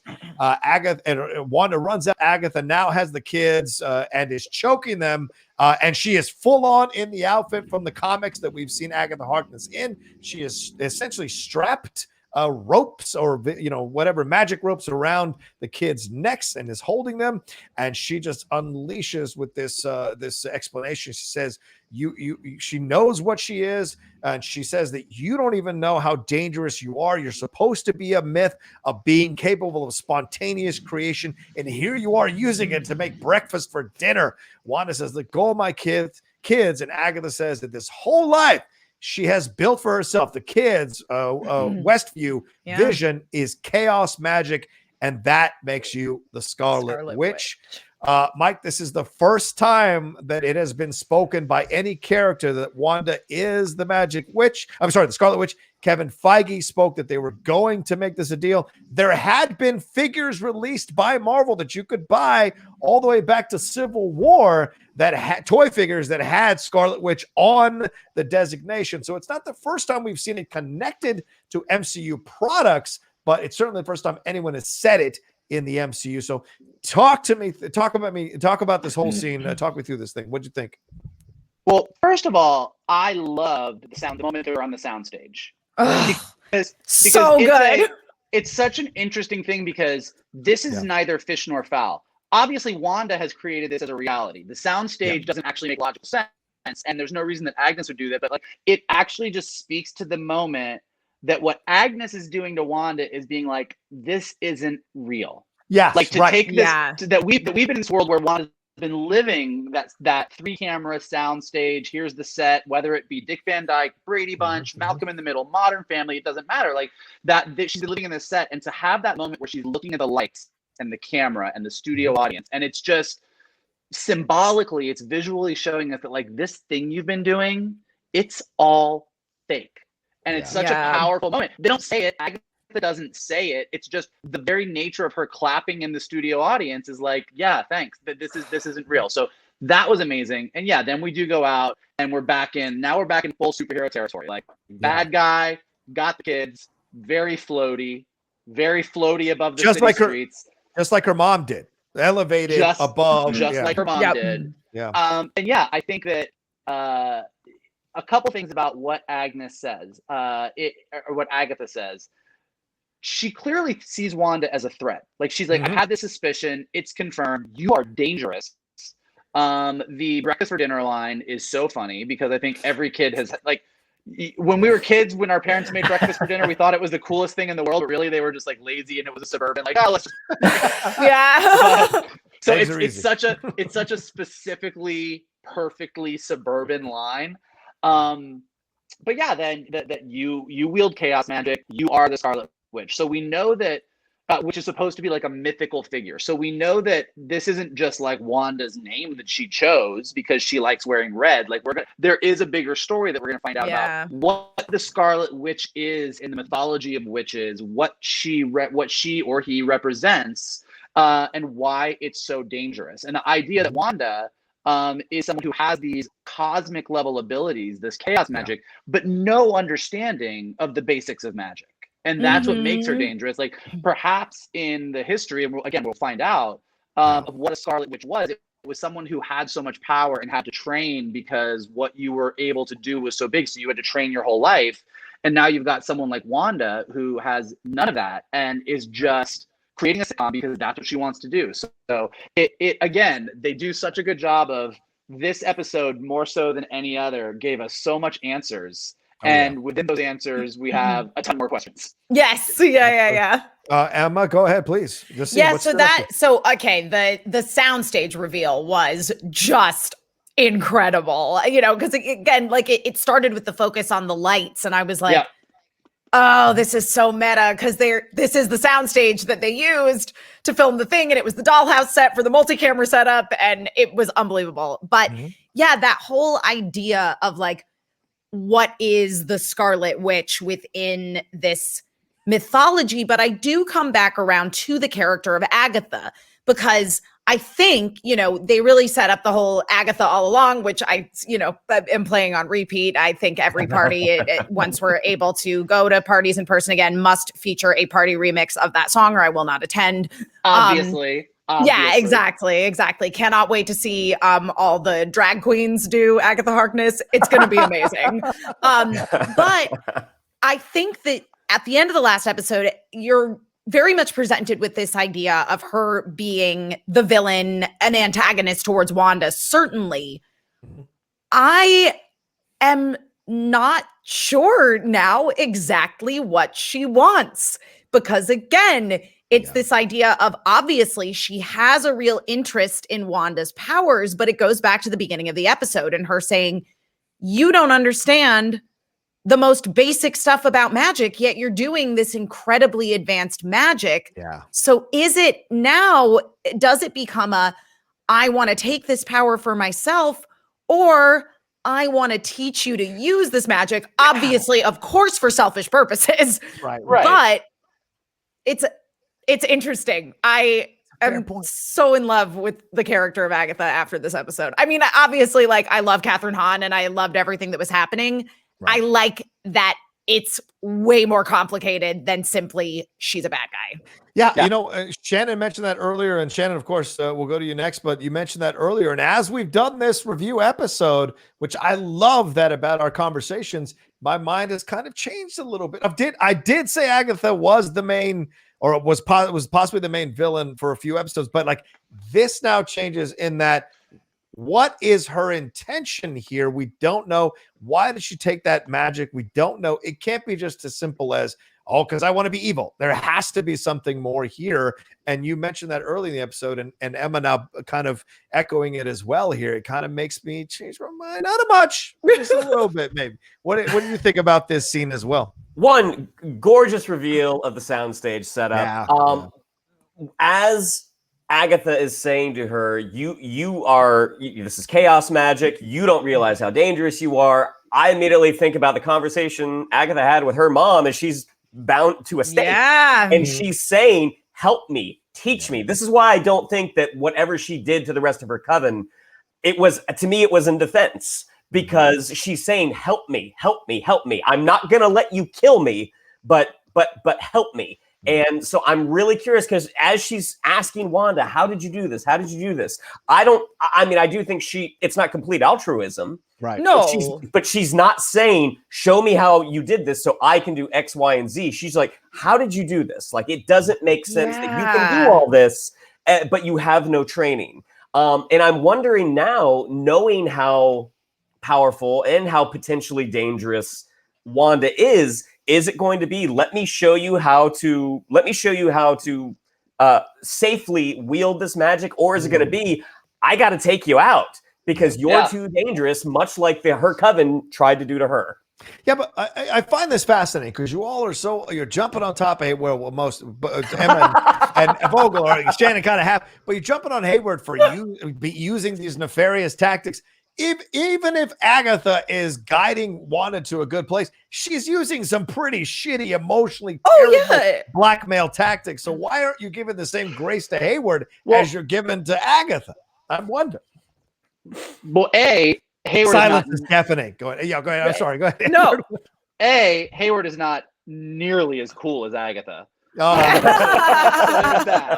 But no, I think, but it's the same as Wanda. Like, I think that it's not about it's about like intention and understanding. And to your point, we don't know Hayward's backstory. But we've gone on this journey with Wanda. So we don't think what she's doing is okay, but we understand why she's doing it. We understand how she got to where she was. Now with Agatha, it's a little bit conjecture still, and like given week to week, we had Norm or whoever say she's in my head, and we thought it was Agatha, and then Agatha was like, Wanda's in my head, and we're like, oh, she's lying. It's like we've gone back and forth so much, and now we know Wanda's doing all of this. We know that this is a Wanda. Yeah, we know Agatha just showed up because she was like, this is some crazy magic shit. But even at what we're saying, like, even though what Agatha did to Wanda in this episode was for her own reasons, her own purposes, her own edification,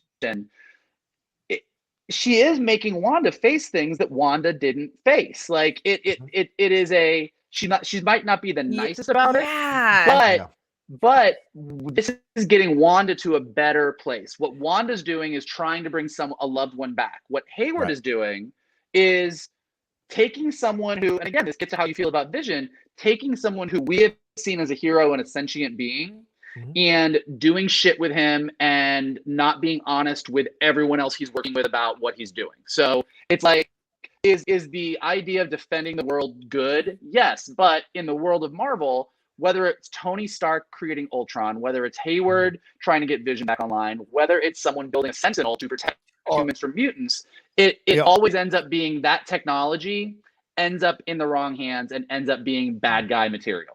Yeah, and Nick Fury having that conversation with Chris Evans and Winter Soldier. That's a very powerful moment. Yep. Nick Fury and Captain America as well. Emma, any thoughts on what Michael just said before we'll get into the post-credit scene? Only that this is not so much like a defense of Hayward, but just that again, it's like choosing those two different narratives about sort of like humanity and what Vision is and what makes somebody human. And so again, it's like looking at it from the point of view, and also the two different narratives of the Wanda and Vision love story. It's either like this beautiful connection between these two people that are, experiencing loneliness. And I mean, Vision even says it's like, oh, I haven't really experienced loneliness per se because I've never known love, but I'm like trying to come to this understanding, and Wanda's trying to work through her own grief. And you see this beautiful connection. Or it's human girl is in love with a robot, which is weird. True. It's kind of weird, but that's the Hayward narrative. Yeah. A dangerously human girl is in love with a robot. And that's, okay. All right. In his mind. I'm not saying I agree with it. I'm saying his mind. All right. Let's go to the last post-credit scene here. After we had seen Please Stand By in all the previous episodes, we do not get Please Stand By at the end of this episode. We don't see it with the title card, but we go to a post-credits or a mid-credit scene. We're outside the energy field, which is really interesting that it's in a hexagonal shape. Is that her own influence? Is that Agnes's or Agatha's influences away? I don't know. Maybe we'll figure that out in the next episode. But we're outside the energy field. Hayward is told, sir, the team is ready to launch. Hayward says it's about time. And then we walk into this tent where that's a hell of a makeshift tent they were built, where we have a lot of people inside of it. And we see they work fast. They do work fast, don't they, Emma? Because I thought most of them got sucked up into the energy field, but clearly not. But then we see this thing in the distance, this kind of contraption that's holding someone. And Hayward says, we took this thing apart and put it together again 1,000,000 times, tried every power source under the sun and couldn't make it work. We clearly just had to get a little energy directly from the source. And just like I speculated last week, we see gray/white Vision there. He is bringing back, it's not Ultron, which was another one of the speculations, but certainly White Vision, Gray Vision. Of course, this goes back to the John Byrne run on West Coast Avengers, where they dismantled Vision. The world government dismantled Vision because he was trying to take over the world's computers. And then they reduced him nothing but to metal and circuitry. And then eventually they remove all his connections to Wanda for quite some time. And then eventually all that comes back. But for a long time, he does not understand why Wanda has any emotional connection to him. He's completely mind wiped from that. And we see this White Vision or Gray Vision kind of looking at his hands, and then we go to black. So why not? Let's, Emma, you tell me, you talk me through this. Are you now? I guess now he's fully a villain. Yeah, Hayward is a bad guy. He's a bad person. I was like, this is in line with Rocha's Ultron theory. How is that not a bad guy? That's true. That's true. I guess I got to paddle away from Hayward Island, I guess. But yeah, certainly.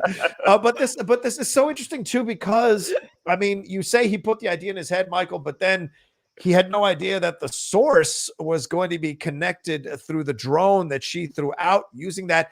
And listen, last night I was watching Iron Man, because we're going to talk about it later, my girlfriend and I on stereo. And it is the same thing that Obadiah Stane does when he takes out Stark's power source, when he puts the technology thing in his ear and freezes him. He says, I need energy from the source to build this thing, because Peter Billingsley can't build his own Iron Man no matter how many tries he tries. He needed the source energy. So it's very interesting, the similarities here. Tony Stark, Iron Man, Vision, Jarvis, all connected in such interesting ways. What do you think of this scene? Well, yeah, it's like I was saying a few seconds ago. In the Marvel Universe, anytime you use your technology in an effort to be a defensive thing to protect you from other powerful people, it never goes well.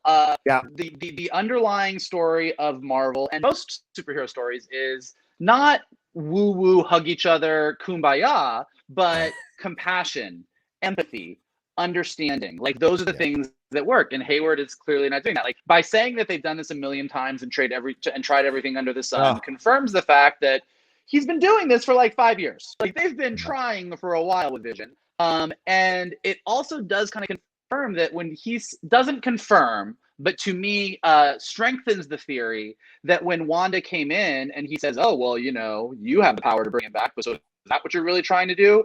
He was trying to see what would happen. Like, he was hoping something would go down. She left, but then, the second that she walked out with the drone in episode 4, that he grabbed that thing and said, get that into the lab, let's see what we can do. And it worked. And so like I said, White Vision, don't think that's going to go well for anybody. I don't think this is going down the good road, but it does kind of set up we've got 2 heroes and we've got 2 antagonists for them. 3 if you count Monica and Pietro. We are definitely setting the stage. The pieces are all on the board for next week's episode. Yeah, Shannon, I mean, Michael just laid it down perfectly. There is so many characters that have to clash as we go into this final episode. We didn't get Monica, Jimmy, or Darcy. What's their role going to be? Now we've got a White Vision, I guess is what people call it. So a White Vision. We've got Pietro. We've got Agatha. We've got Wanda. We've got the Wanda created Vision inside Westview. So this seems like it's going to be a monumental battle. And I think Paul Bettany or somebody said in an interview from the production that they spent more money on the special effects and battle sequences in this movie than they did on Endgame. So, what does that mean for the final episode or episodes? If there's a Phantom 10th episode, what do you take from this scene leading into next week?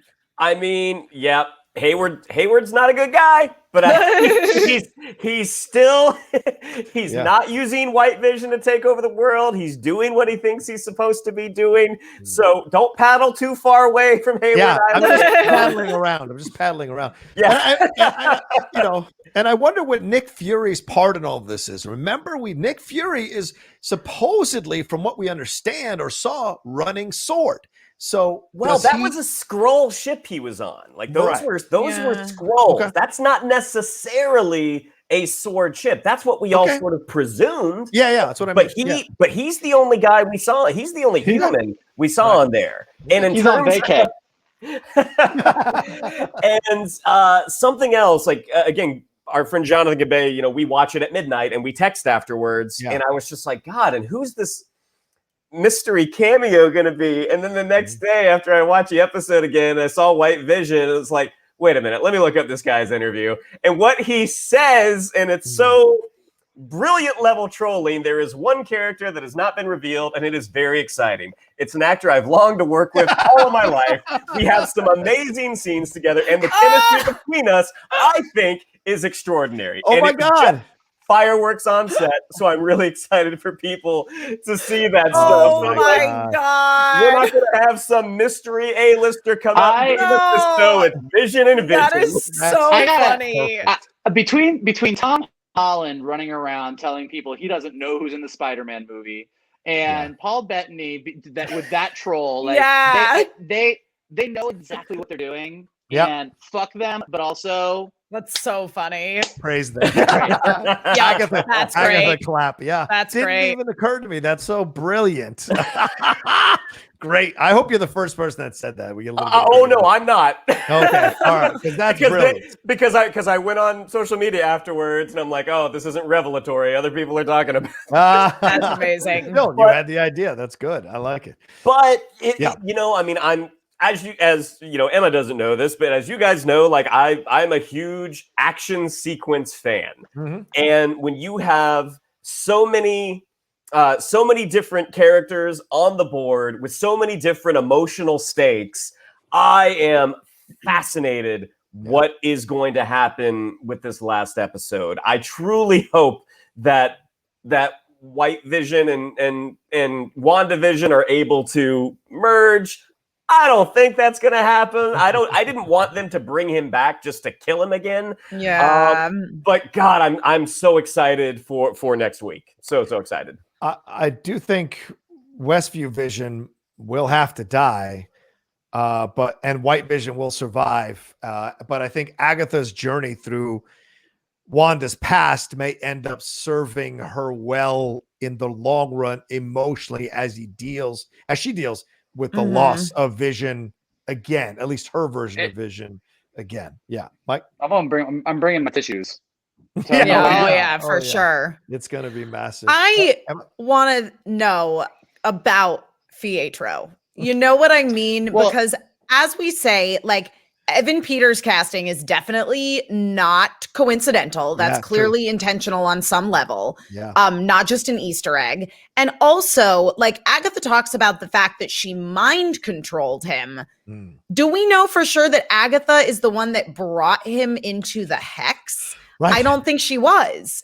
I mean, maybe yes, but also there is that whole idea of, like, he showed up and says, like, I sensed that you needed me. And, like, granted, that could be Agatha's words, but also, again, she was like, oh, I couldn't get your brother for real because, like, he's dead and full of holes on another continent. Right. But also, and the whole necromancy thing, but, like, he still had his speed powers. We saw him use his speed powers. Right. I don't know that that's something Agatha or Wanda can create / control. Yeah. So you think there's something more? I still kind of think that he is Quicksilver, but from the X-Men films. Okay. I think there's a few questions that are left unanswered and a few theories that are kind of out in the ether, and we'll see what happens. The one of them being, why Evan Peters? Why Pietro? Yeah. What does this mean in terms of the fact that we know we're going down this multiverse road? And what is the explanation here? So I think that's one. Shannon brought up the other, which is, what is Agatha's basement? Was that always, does she just carry a basement around with her wherever she goes and just sets it up like when she gets there? Like what is that? What is that book? And then also another piece of it is like, what is the whole for the children thing? It was such a specific thing in episode 2. It's like, for the children. And because of the tie that Tommy and Billy have to Mephisto, that was like an automatic assumption. And if we're indeed not going down a Mephisto road, which by the way, will be fucking hilarious. Like, it will forevermore now be, oh man, I was watching the show, I thought I knew what was going on, but I got Mephisto'd. Like, that would be the phrase.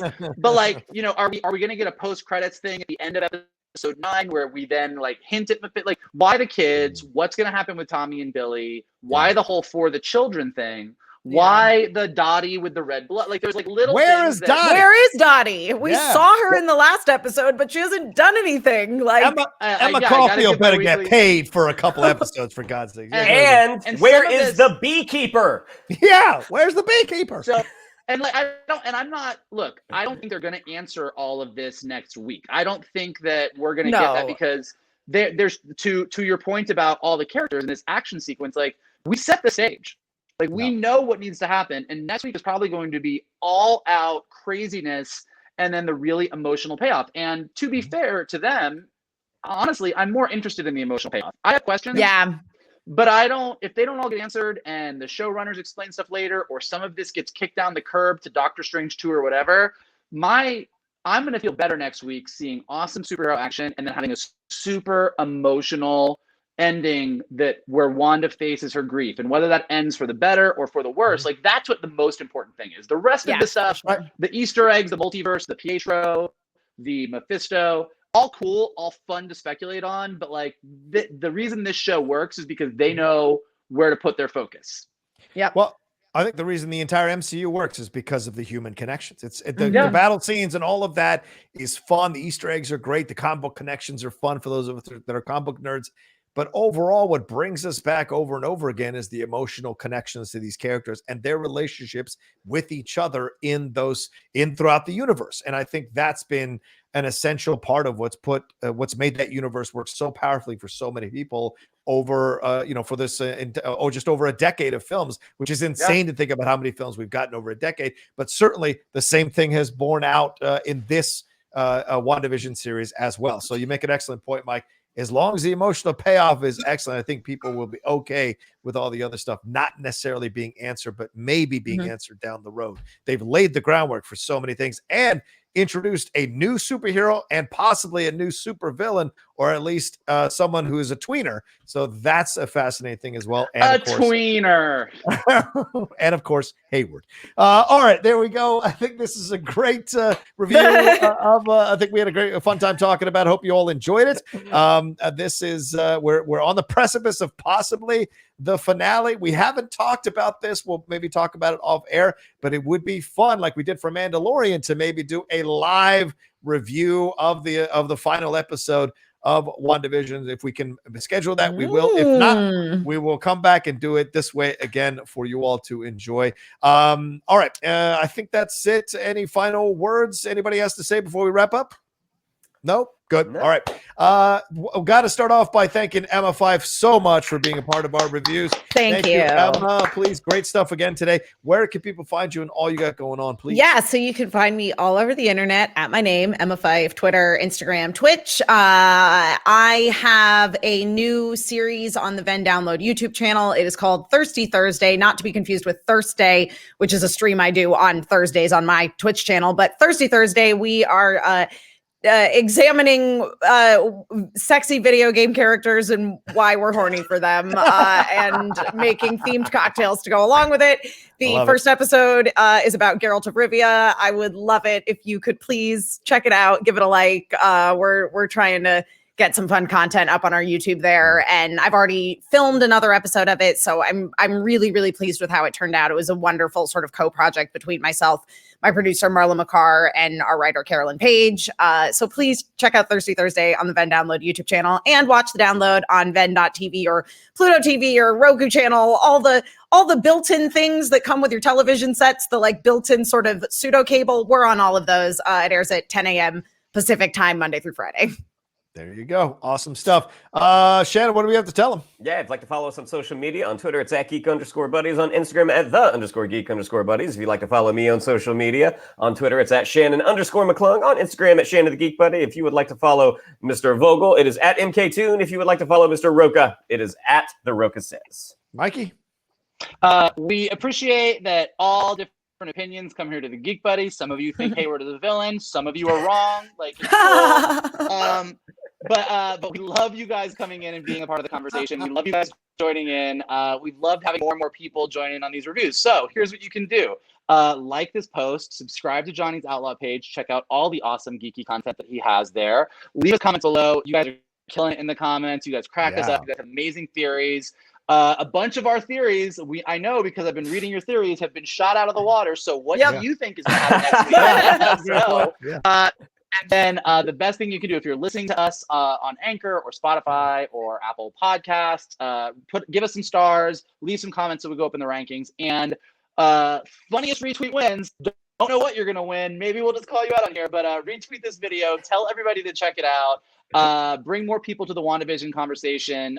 Send us around. Send us to your friends. All the WandaVision info that your friends need right here on the Geek Buddies. And we will see you soon and talk about it some more.